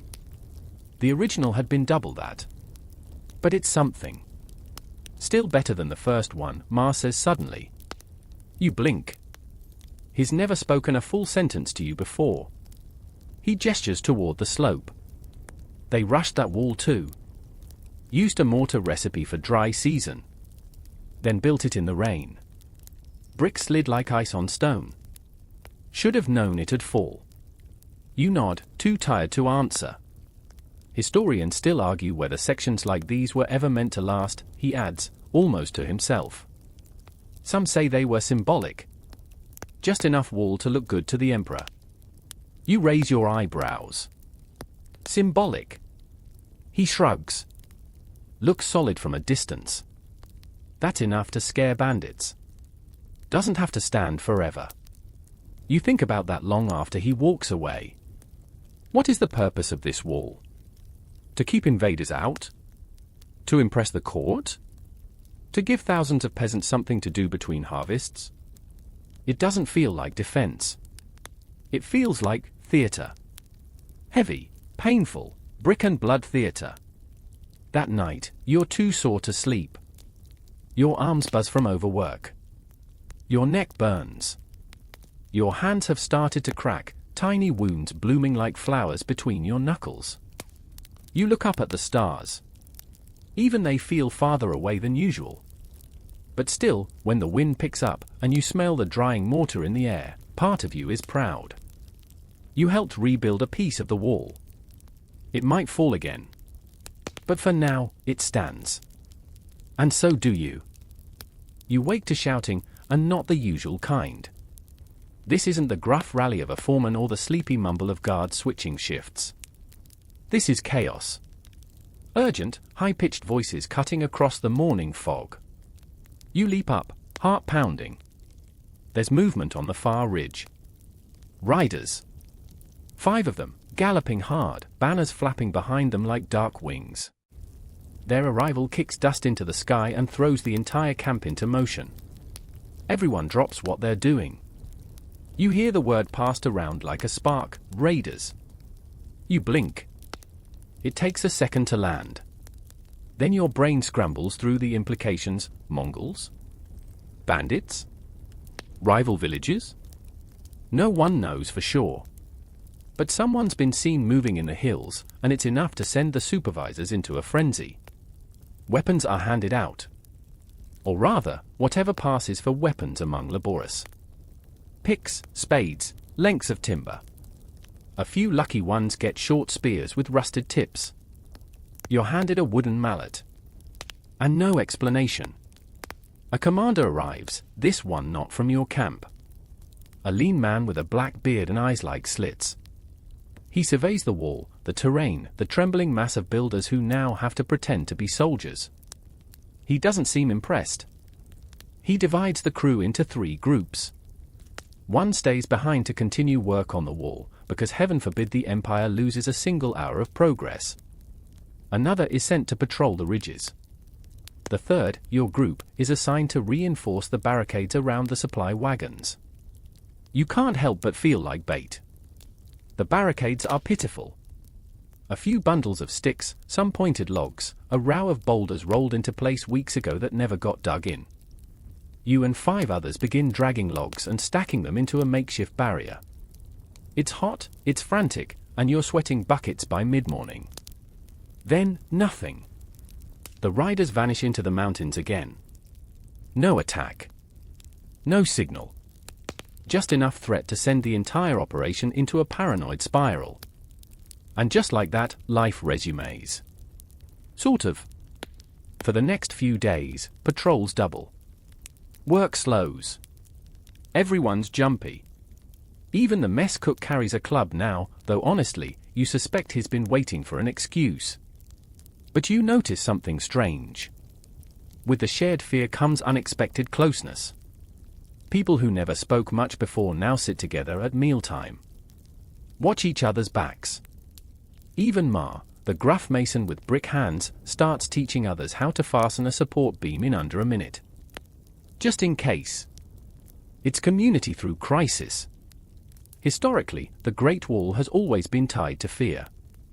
That's the part no tourist pamphlet really emphasizes. It's not just a monument to engineering, it's a monument to anxiety. And historians still argue whether the raiders it was meant to repel ever saw it as more than a minor nuisance. But in this moment, it feels very real. On the 3rd night, there's a false alarm. A torchlight spotted beyond the ridge. Everyone's roused. Guards pour out of tents, weapons drawn. You're shaken awake and shoved toward the supply depot again. Turns out it's just a shepherd and his goats. He's more scared than you are.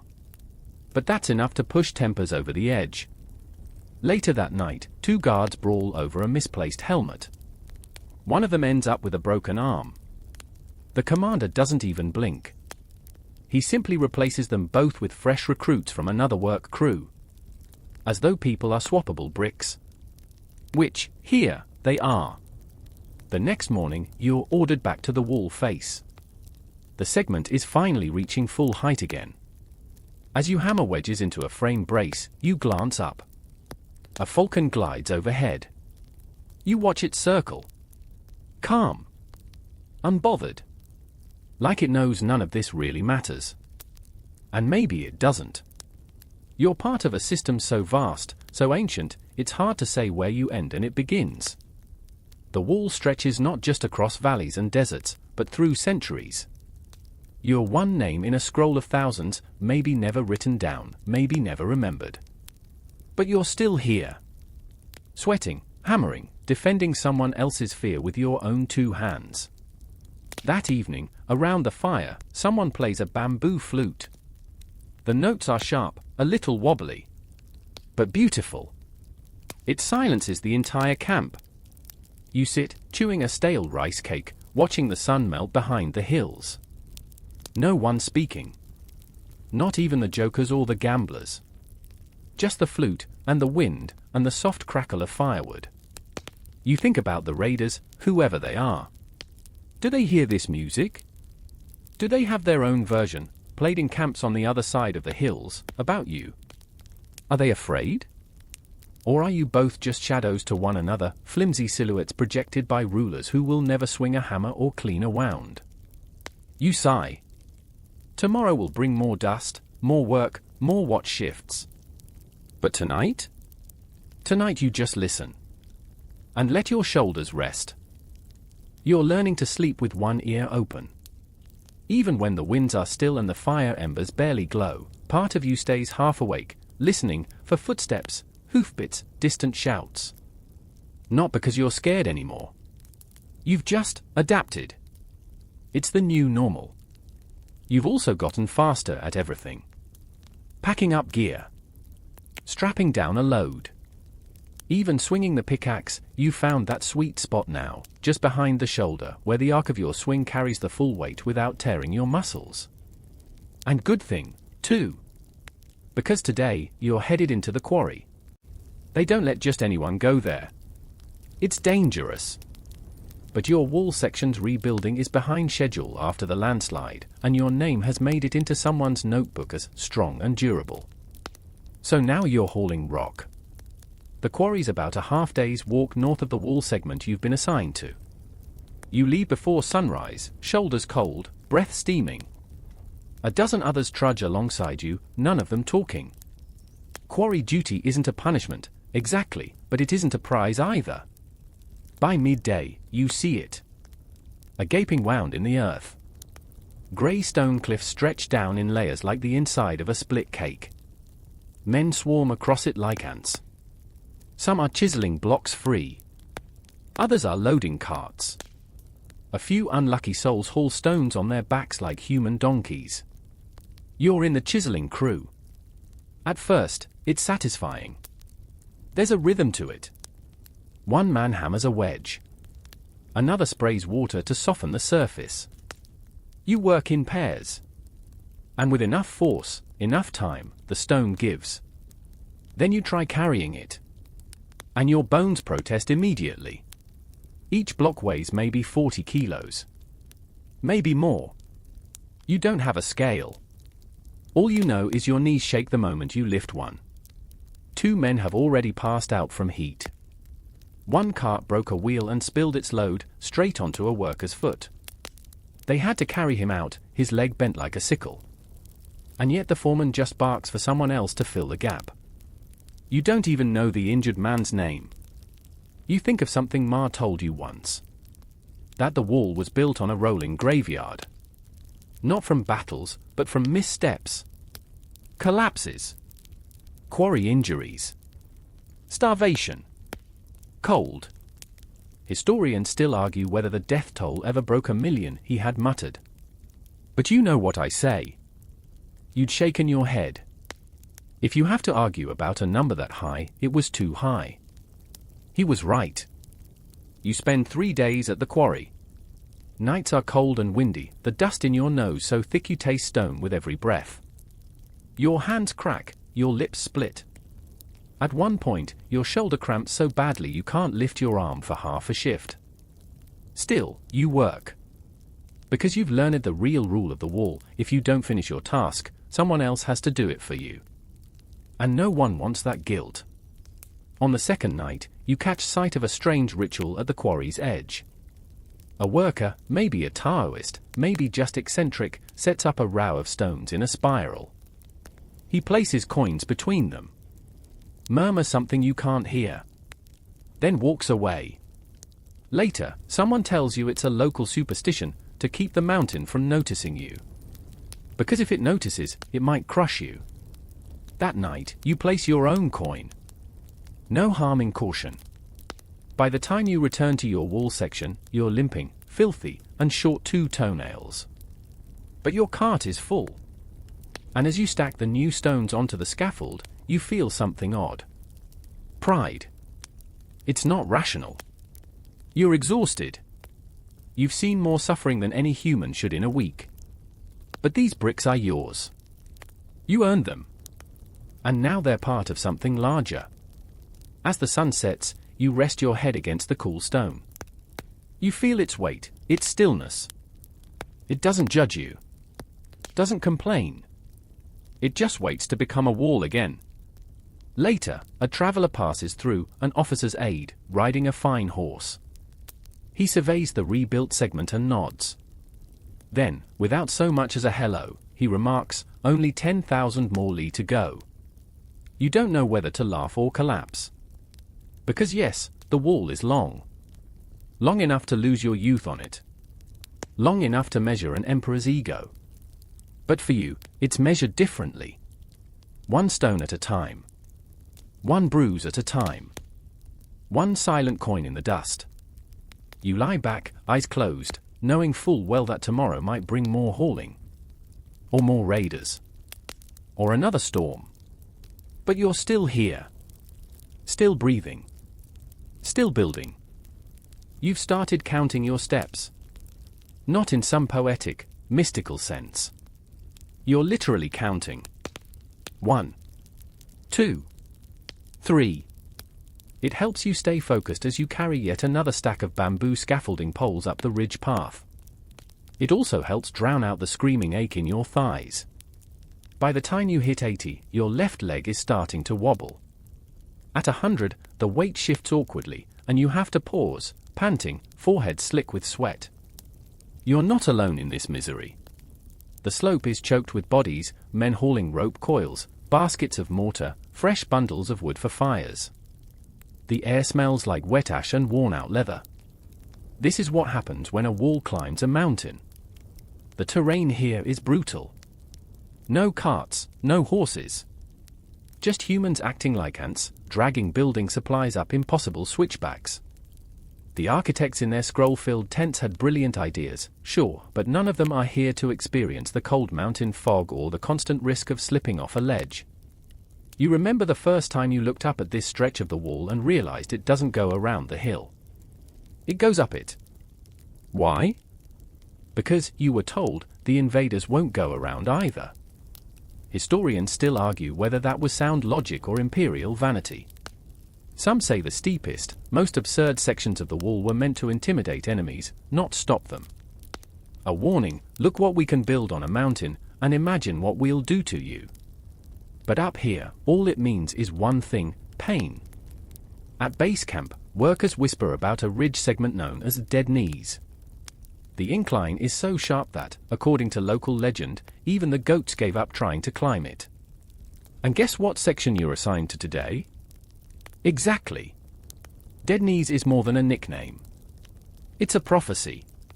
You make the climb 5 times in one morning, each trip more agonizing than the last. There are no guardrails. One misstep, and you're a speck tumbling down to the valley floor. Some have. You pass a spot on the trail where someone's hat still rests on a crooked bush, no one retrieved the body. There's a kind of quiet up here you haven't heard before. Not peace. Something more hollow. Like the air's too thin for voices. Your ears ring. But when you reach the top, something extraordinary greets you. A view. All the way to the horizon. Forest and field. Scattered villages like spilled rice. And, winding along the ridges, the wall. Not your wall section, the wall. Stone and brick and earth like a dragon spine curled across the mountains. You catch your breath, not from exhaustion this time, but wonder. For a moment, you feel tall. Significant. Then the foreman barks at you to get moving, and you're just another laborer hauling poles again. Still, that view lingers. There's another problem up here, no water. Not naturally, anyway. So the clever minds behind this segment devised a solution, rotating carriers. Giant pots slung between 2 workers, trudging up and down all day. You get assigned to water duty after one of the carriers faints and drops the load, smashing the jar and nearly breaking someone's foot. The jars leak. The path is slick. And the fog, oh, the fog, creeps in every afternoon like a curtain, turning everything ghostly and cold. You trip once. Twist your ankle. No one helps. Not because they're cruel, but because they physically can't. Everyone's too spent. That night, curled in your tent, leg throbbing, you overhear a strange conversation. One of the masons claims the mountain's haunted. Ghosts of the fallen, he says, chewing a boiled turnip. You ever hear the rocks hum? That's them. You laugh, then stop, because part of you wonders. You have heard strange sounds. Maybe it's just wind in the crevices. Or maybe it's the memory of those who didn't make it back down dead knees. Either way, the fear sticks to you. Like sweat. Or dust. You lose track of days. Up here, the sun doesn't rise so much as glow through the mist. Time is a cycle of climbing, carrying, collapsing. Some workers start wrapping charms around their wrists. Others carve symbols into their tools. A guy from the southern provinces teaches you a chant. Just 4 words, repeated while climbing. It means the stone remembers. He says it helps take some of the weight off. You try it. It doesn't lighten the load. But somehow, it makes it feel lighter. One morning, the fog clears unexpectedly. You see smoke from a distant village. Real people. Real lives. Not just this stone and mortar existence. And suddenly, your heartbeat quickens. Not from the climb. From a thought. You could leave. Just keep walking. Over the ridge. Down to the valley. Melt into some quiet town where no one knows your name. Others have tried. Some got caught. Some didn't. But something keeps you rooted. Maybe it's fear. Maybe it's loyalty. Maybe, just maybe, it's that quiet, flickering pride again. Because when you reach the top and fit one final pole into the last scaffold slot before collapse, you know something. This segment shouldn't exist. Not up here. And yet, it does. Because of you. Because of the ones who carried water, who sang the chants, who climbed even after the goats gave up. The wall climbs mountains. And now, so do you. You've stopped expecting your body to heal. The blisters are permanent now, just hardened into strange calluses with ridges like old tree bark. Your right shoulder is visibly more developed than your left. The cut across your shin has sealed into a rough pink scar that reopens every time you kneel too fast. It's not that you're falling apart. You're just permanently damaged. But that doesn't stop the day from beginning. You're not climbing a mountain today. You're descending into one. A nearby ravine has collapsed after heavy rains, taking a chunk of the wall with it. Your new assignment is part of the recovery crew, which sounds like a hopeful term for what is really a muddy excavation of the fallen structure. Several bricks landed in the river. Some disappeared entirely. First task? Dig. The mud here is thick as stew. It sticks to your boots, then sucks them off. One guy loses both shoes by breakfast. Another gets stuck up to the thighs and has to be yanked out by 4 others. His pants don't survive the rescue. You'd laugh harder if you weren't holding a wicker basket full of shattered bricks that weighs more than your torso. They say the rain loosened the old foundation, undermined by decades of erosion. Historians still argue whether early Ming engineers understood water management well enough to prevent this kind of failure. Some believe they built too quickly in certain areas, pressured by panic and politics. Others say these collapses are just inevitable when you build a 13,000-mile-long beast across rivers, mountains, valleys, and deserts. Either way, you're the cleanup crew now. It's slow going. You scoop, drag, rinse, stack. Sometimes you recover full bricks, but more often it's just rubble, little stone corpses of something once straight and proud. The worst part? The mortar. It doesn't want to let go. The older mortar was sticky stuff, rice-based, they say. Glutinous rice mixed with lime. Stronger than most ancient recipes, ironically. And now? Now it clings to the broken pieces like desperate memory. You chip away at it with a dull chisel for hours. And when you finally think you've cleared enough space to start rebuilding, the wall shifts again. Not dramatically. Just a little rumble. A sigh in the stones. A minor cave-in at the far side. but enough to make the foreman yell move, and everyone scatter like startled birds. You scramble out, heart jackhammering, and sit under a wet tarp as the rain starts again, soft, then heavier, soaking your back before you can even curse. You lean against the scaffold, dizzy. Mud in your ears. Your fingers won't stop shaking. Later, one of the older workers comes by, offers you half a sweet potato. Doesn't say anything. Just hands it over and sits beside you. You chew slowly, watching the rain distort the wall's shape into something watercolor and ghost-like. The potato tastes like heaven. Soft, warm, just the right amount of earthy sweetness.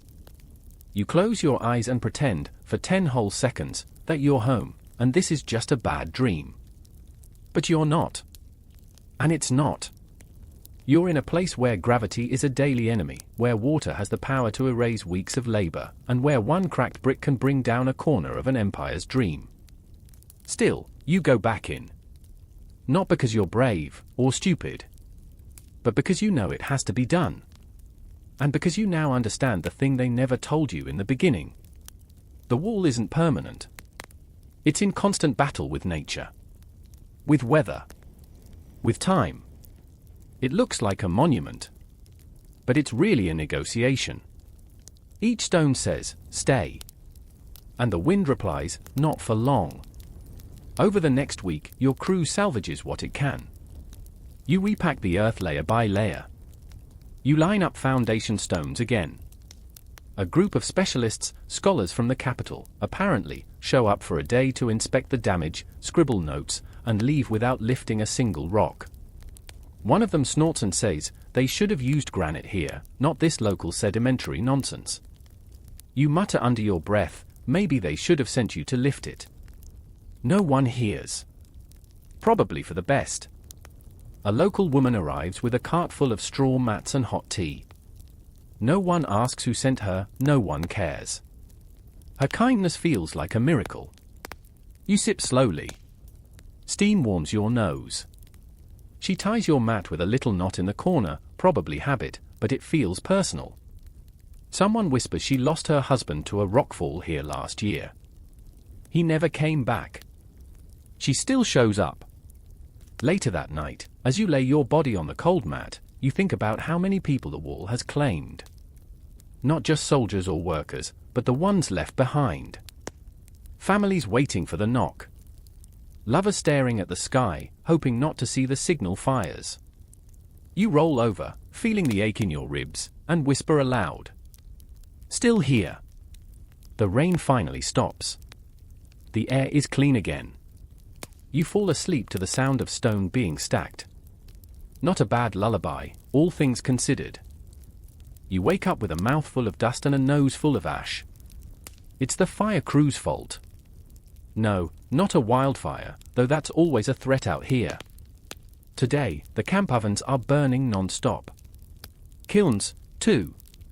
Because this part of the wall? It's brick-based. Fired clay bricks, each one handmade, sun-dried, and then cooked in infernal pits that could roast a pig in minutes, if anyone could spare one. You're assigned to the kill line today, and if you thought hauling bricks was hard, try making them. The clay comes in massive sticky globs from nearby pits, red, slick, and heavy. It clings to your skin like wet bread dough. You shovel it into mold shaped like long rectangles, pressing hard to force out the air bubbles. Then you smooth the tops with water and stack the filled molds in the sun to dry. The sun, by the way, is having a great day. It bakes the earth, bakes your back, bakes your brain. You try tying a cloth around your forehead to keep the sweat out of your eyes, but it turns into a dripping mess in half an hour. A kill worker offers you a trick, rub a little lime dust on your brow. It stings, but it absorbs the moisture. You try it. You blink. It works. You're constantly learning things no school will ever teach. Once the bricks are dry, you load them, slowly, carefully, into the dome-shaped kilns. They look like giant clay beehives with tiny mouths. Each can hold hundreds of bricks. Then comes the fire. You feed the kill with chopped wood and dried grass. Flames roar through the tiny mouth like a living beast. You have to crouch, shield your face with a board, and shove the fuel in fast. The heat slaps you like a hammer. You smell your own arm hair singeing. It's like tending to a dragon. The firing takes hours. Sometimes days. You take shifts. Sleep in quick bursts. Monitor the smoke color. Gray is good, black is bad, yellow means disaster. At one point, someone loads the kill too tightly. The airflow chokes. The flames sputter. The bricks inside crack from uneven heat. 3 days' work, ruined. You don't yell. You just sigh. Quietly pick up your shovel and start over. Historians still argue whether the bricks used in this region were truly superior to stone. Some say they were lighter and easier to stack. Others believe they crumbled faster under rain and frost. Either way, they were cheaper. That mattered more than perfection. You glance at your hands, stained red from clay, blistered at the palms, and realize you've stopped caring which material is better. You're just trying to survive the next batch. A rumor drifts through the camp during lunch that a section of the wall collapsed in a northern province. Poor quality bricks. Heavy rains. Dozens injured. The message comes from a messenger on horseback who pauses just long enough to water his animal and ride on. The silence afterward is heavy.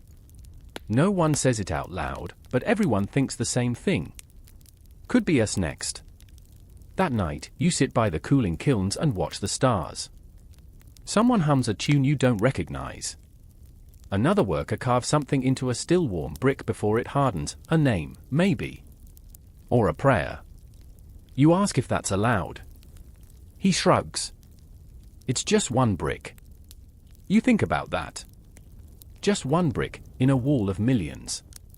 Just one name, pressed into a foundation no one may ever notice. But somehow, it feels important. So the next day, when no one's watching, you do the same. Your mark is small, shallow, barely more than a squiggle. But it's yours.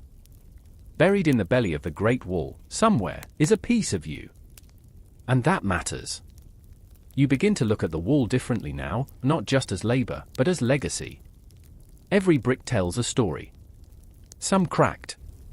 Some crooked. Some perfect. But all placed by human hands. Hands like yours. A week later, the brick team celebrates. The killmaster says your last batch had a perfect fire. No cracks. Beautiful color. Sound like drums when tapped. You get a rare treat, being curd with honey. It tastes like dessert and victory all at once. A new foreman arrives the next day.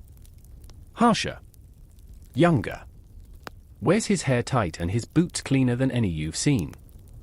He frowns at the way you load bricks. Demands faster stacking. Shorter breaks.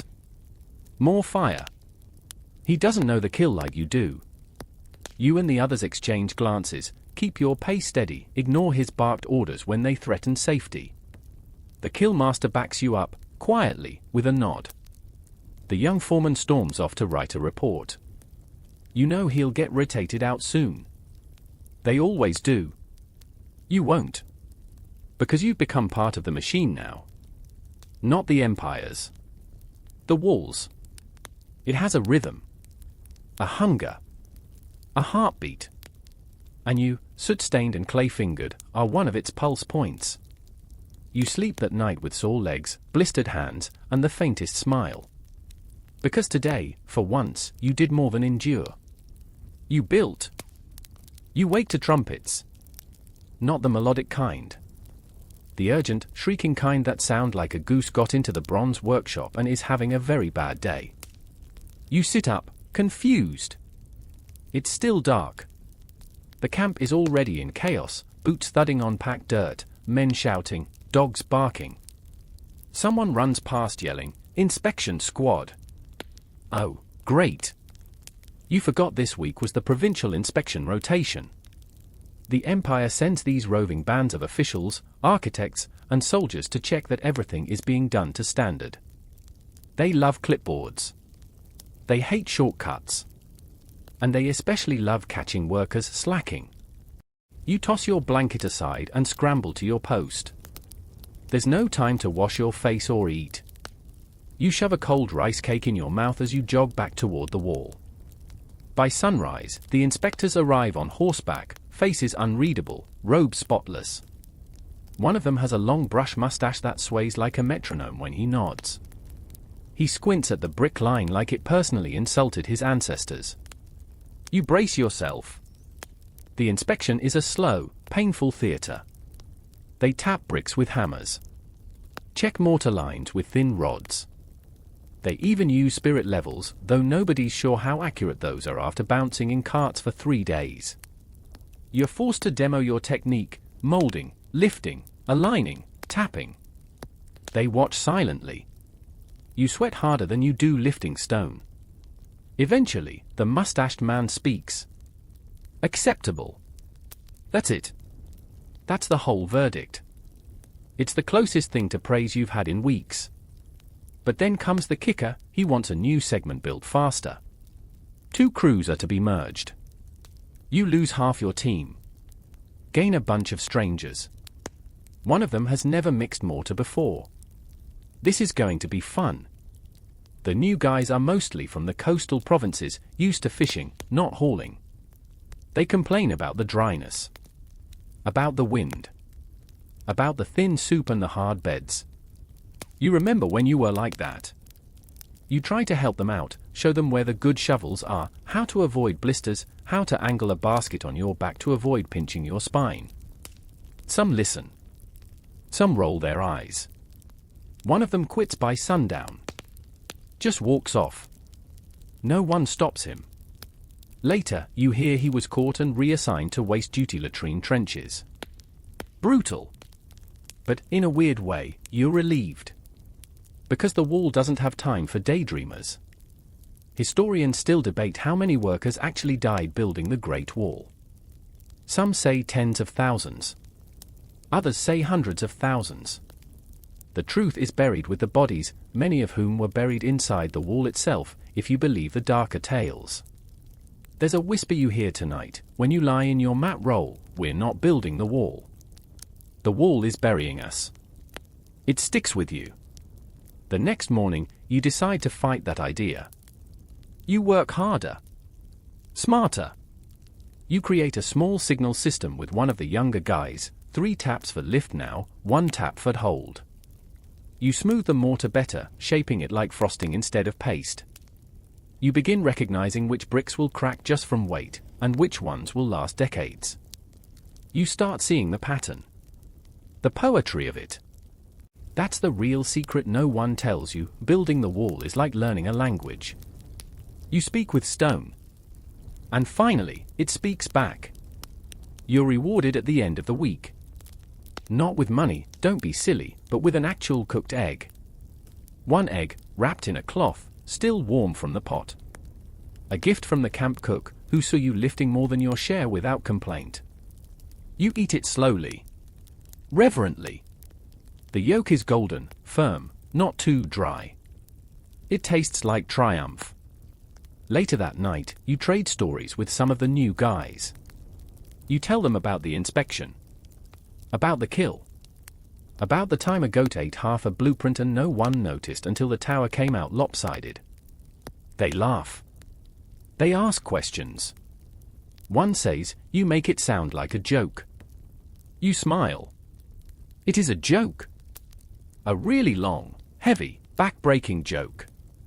Then you add, but you'll be laughing too, eventually. He doesn't believe you. Yet. But you did your job today. Not just building the wall, but helping build the next wave of builders. Because the wall isn't just stone and mortar. It's memory. Muscle. Mistake. Correction. Laughs shared over burnt rice. Names carved into bricks. Stories whispered in tents. It's you, and everyone who came before, and everyone who'll come next. And tomorrow, it all starts again. The weather changes before you do. You feel it first in your knees, an ache you've come to trust more than any forecast. Then comes the taste in the air, metallic, Cool, a bit like river water. Finally, the sky breaks into a ceiling of slate-gray clouds, dragging down the mood like a wet blanket thrown over a campfire. Rain is coming. And rain on the wall is not your friend. Stone becomes slippery. Mortar turns to mush. Ropes snap. Wheelbarrows skid. People fall. You're pulled off your usual brick line and assigned to prep for storm duty, reinforcing dikes, covering supply pits, and most importantly, safeguarding the foundation of the newly built stretches. Water, it turns out, is the greatest enemy of an empire. A foreman explains it in poetic terms: you can see an army coming. You can't see a leak until it's too late. You don't get a poncho. You get a reed hat that sheds exactly 0 water and a tunic so thin, it might as well be a sponge. Still, you drag sandbags across puddled ground, wedge them along wall bases, and secure canvas over lumber piles. By late afternoon, the drizzle starts. Light at first. Then heavier. The kind that taps at your skull like a persistent child asking, "Are we done yet?" No. We're not done yet. The real nightmare begins after sunset. The storm comes like a curse. Wind howls through scaffold poles. Tents collapse. You're sent scrambling down an embankment where runoff has carved a dangerous trench right at the base of a section you helped build. You've got 2 shovels and a guy named Pan who says, "Let's die like men, yeah." You laugh. Not because it's funny, because there's nothing else left to do. Mud swallows your boots. Rain stings your eyes. You and Pan dig channels to divert water, pile fresh earth against weakened banks, and shove logs across soft spots. It's backbreaking. Endless. Freezing. But somehow, thrilling. There's a moment when lightning strikes far off, briefly illuminating the wall against the dark sky like a mythical beast stretching across the earth. You stop, shovel half buried, and just stare. You built that. In the wind. In the fire. In the cold. You. Historians still argue whether this section of the wall, brick and tamped earth hybrids, was even meant to last. Some say it was rushed. Others say it was more symbolic than functional. A message to enemies: we're watching. But tonight, in the teeth of the storm, it feels very real. Eventually, you and Pan are pulled back. Some part of the embankment gave way farther north. Horses were lost. A food tent swept down into the gully. They count heads. You're soaked to the bone, but alive.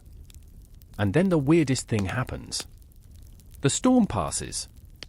Stars emerge. One at a time. The sky clears like a curtain lifting on a quieter play. You sit by a dying fire, teeth chattering. Someone passes you half a roasted yam. It tastes like hot heaven. Someone else offers a dry rag. You wipe your face. Another presses a flask to your lips. Sweet wine. Cheap, but it burns like kindness. You fall asleep in a lean-to under a top, pressed between 2 guys you barely know, smelling like wet dog and moldy rice. You don't care. The next day, the wall stands. There's a crack in one tower, a tilt in a watch platform, but otherwise, it's there. Like a massive, grumpy old dragon that shook off the storm and went right back to brooding. Repairs begin before breakfast. You work slower, stiffer, but with more pride. This wall didn't crumble. You helped stop that. Someone makes a joke, now you're not just a builder. You're a savior. You roll your eyes, but you don't argue. You feel it too. As you work, a traveling poet walks by, head covered in rabbit fur, voice like honey. He pauses to recite something. The wind may whip, the earth may break. But stone laid true will never fake. One hand may tremble, one may bleed. Together they build the wall we need. He keeps walking. Doesn't even wait for applause. You all stare at each other for a second. Then Pan mutters, "That guy probably hasn't lifted a single brick in his life." Everyone laughs. But you remember the words. You hum them as you lay the next stone. Because when the storms come, and they always will, it's not the emperors who hold the wall together. It's you. The cold comes without ceremony. No trumpet of storm this time.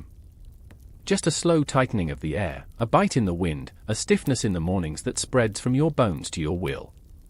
Winter on the wall is less dramatic than rain, but far more patient. And infinitely crueler. You wake up with frost on your blanket. Your breath clouds before your face like steam rising from a forgotten bowl of soup. The water bucket is frozen solid. Someone broke 2 fingers trying to smash the ice yesterday. Your hands aren't much better. Calloused, cracked, and now numb more often than not. But you flex them open anyway. Because the wall isn't going to build itself. There's no snow yet, not here. But the rumors say snow's already fallen on the northern passes. The horses there wear felt boots. The guards sleep in fur-lined caves. You get an extra firewood ration and some tattered wool wraps. Luxury. Today's task, ramp repair and load distribution. The heavy carts full of bricks have been breaking through the half-frozen dirt paths.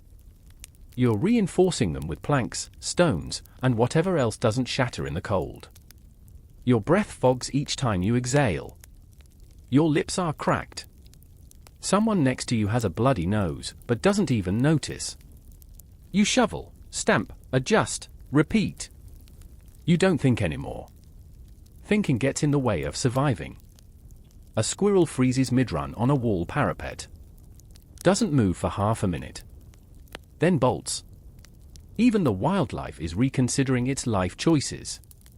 But still, you work. You're not the only one growing slower. The mortar crew is frustrated, it won't set right in the cold. They've started mixing in rice water to thicken it. Some say it helps. Some say it's superstition. Historians still debate whether winter construction was continuous across the dynasty. Some records suggest teams were rotated out. Others claim workers stayed year-round.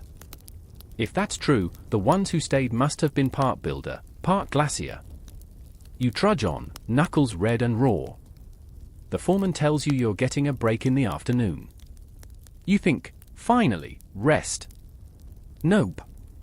It's a test. He wants to know how many bricks a crew of 3 can carry up a temporary stair tower in half an hour without slipping. Your group volunteers. Why? Because the alternative was latrine duty, and you've already done that twice this month. So up you go. 1 foot. 1 stone. 1 breath. Again. Again. Your legs feel like sour dumplings by the time the whistle blows. But your score is the highest. The reward?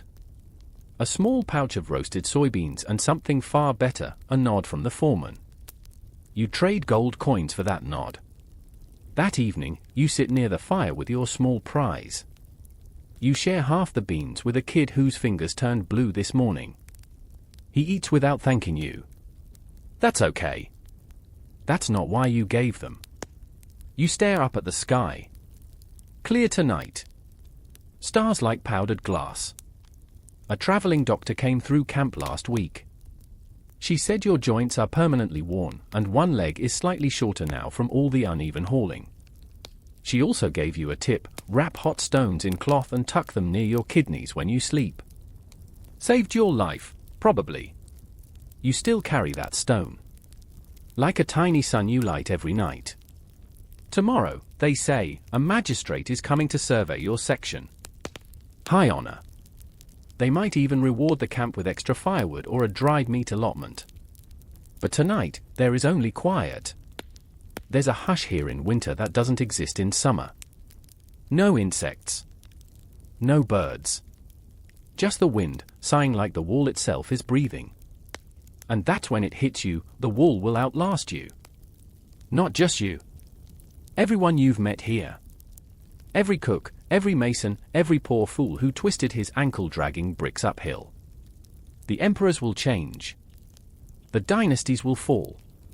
The world will shift. But this line of stone, these towers and teeth and slope battlements, they'll stay. People will walk this wall one day and marvel.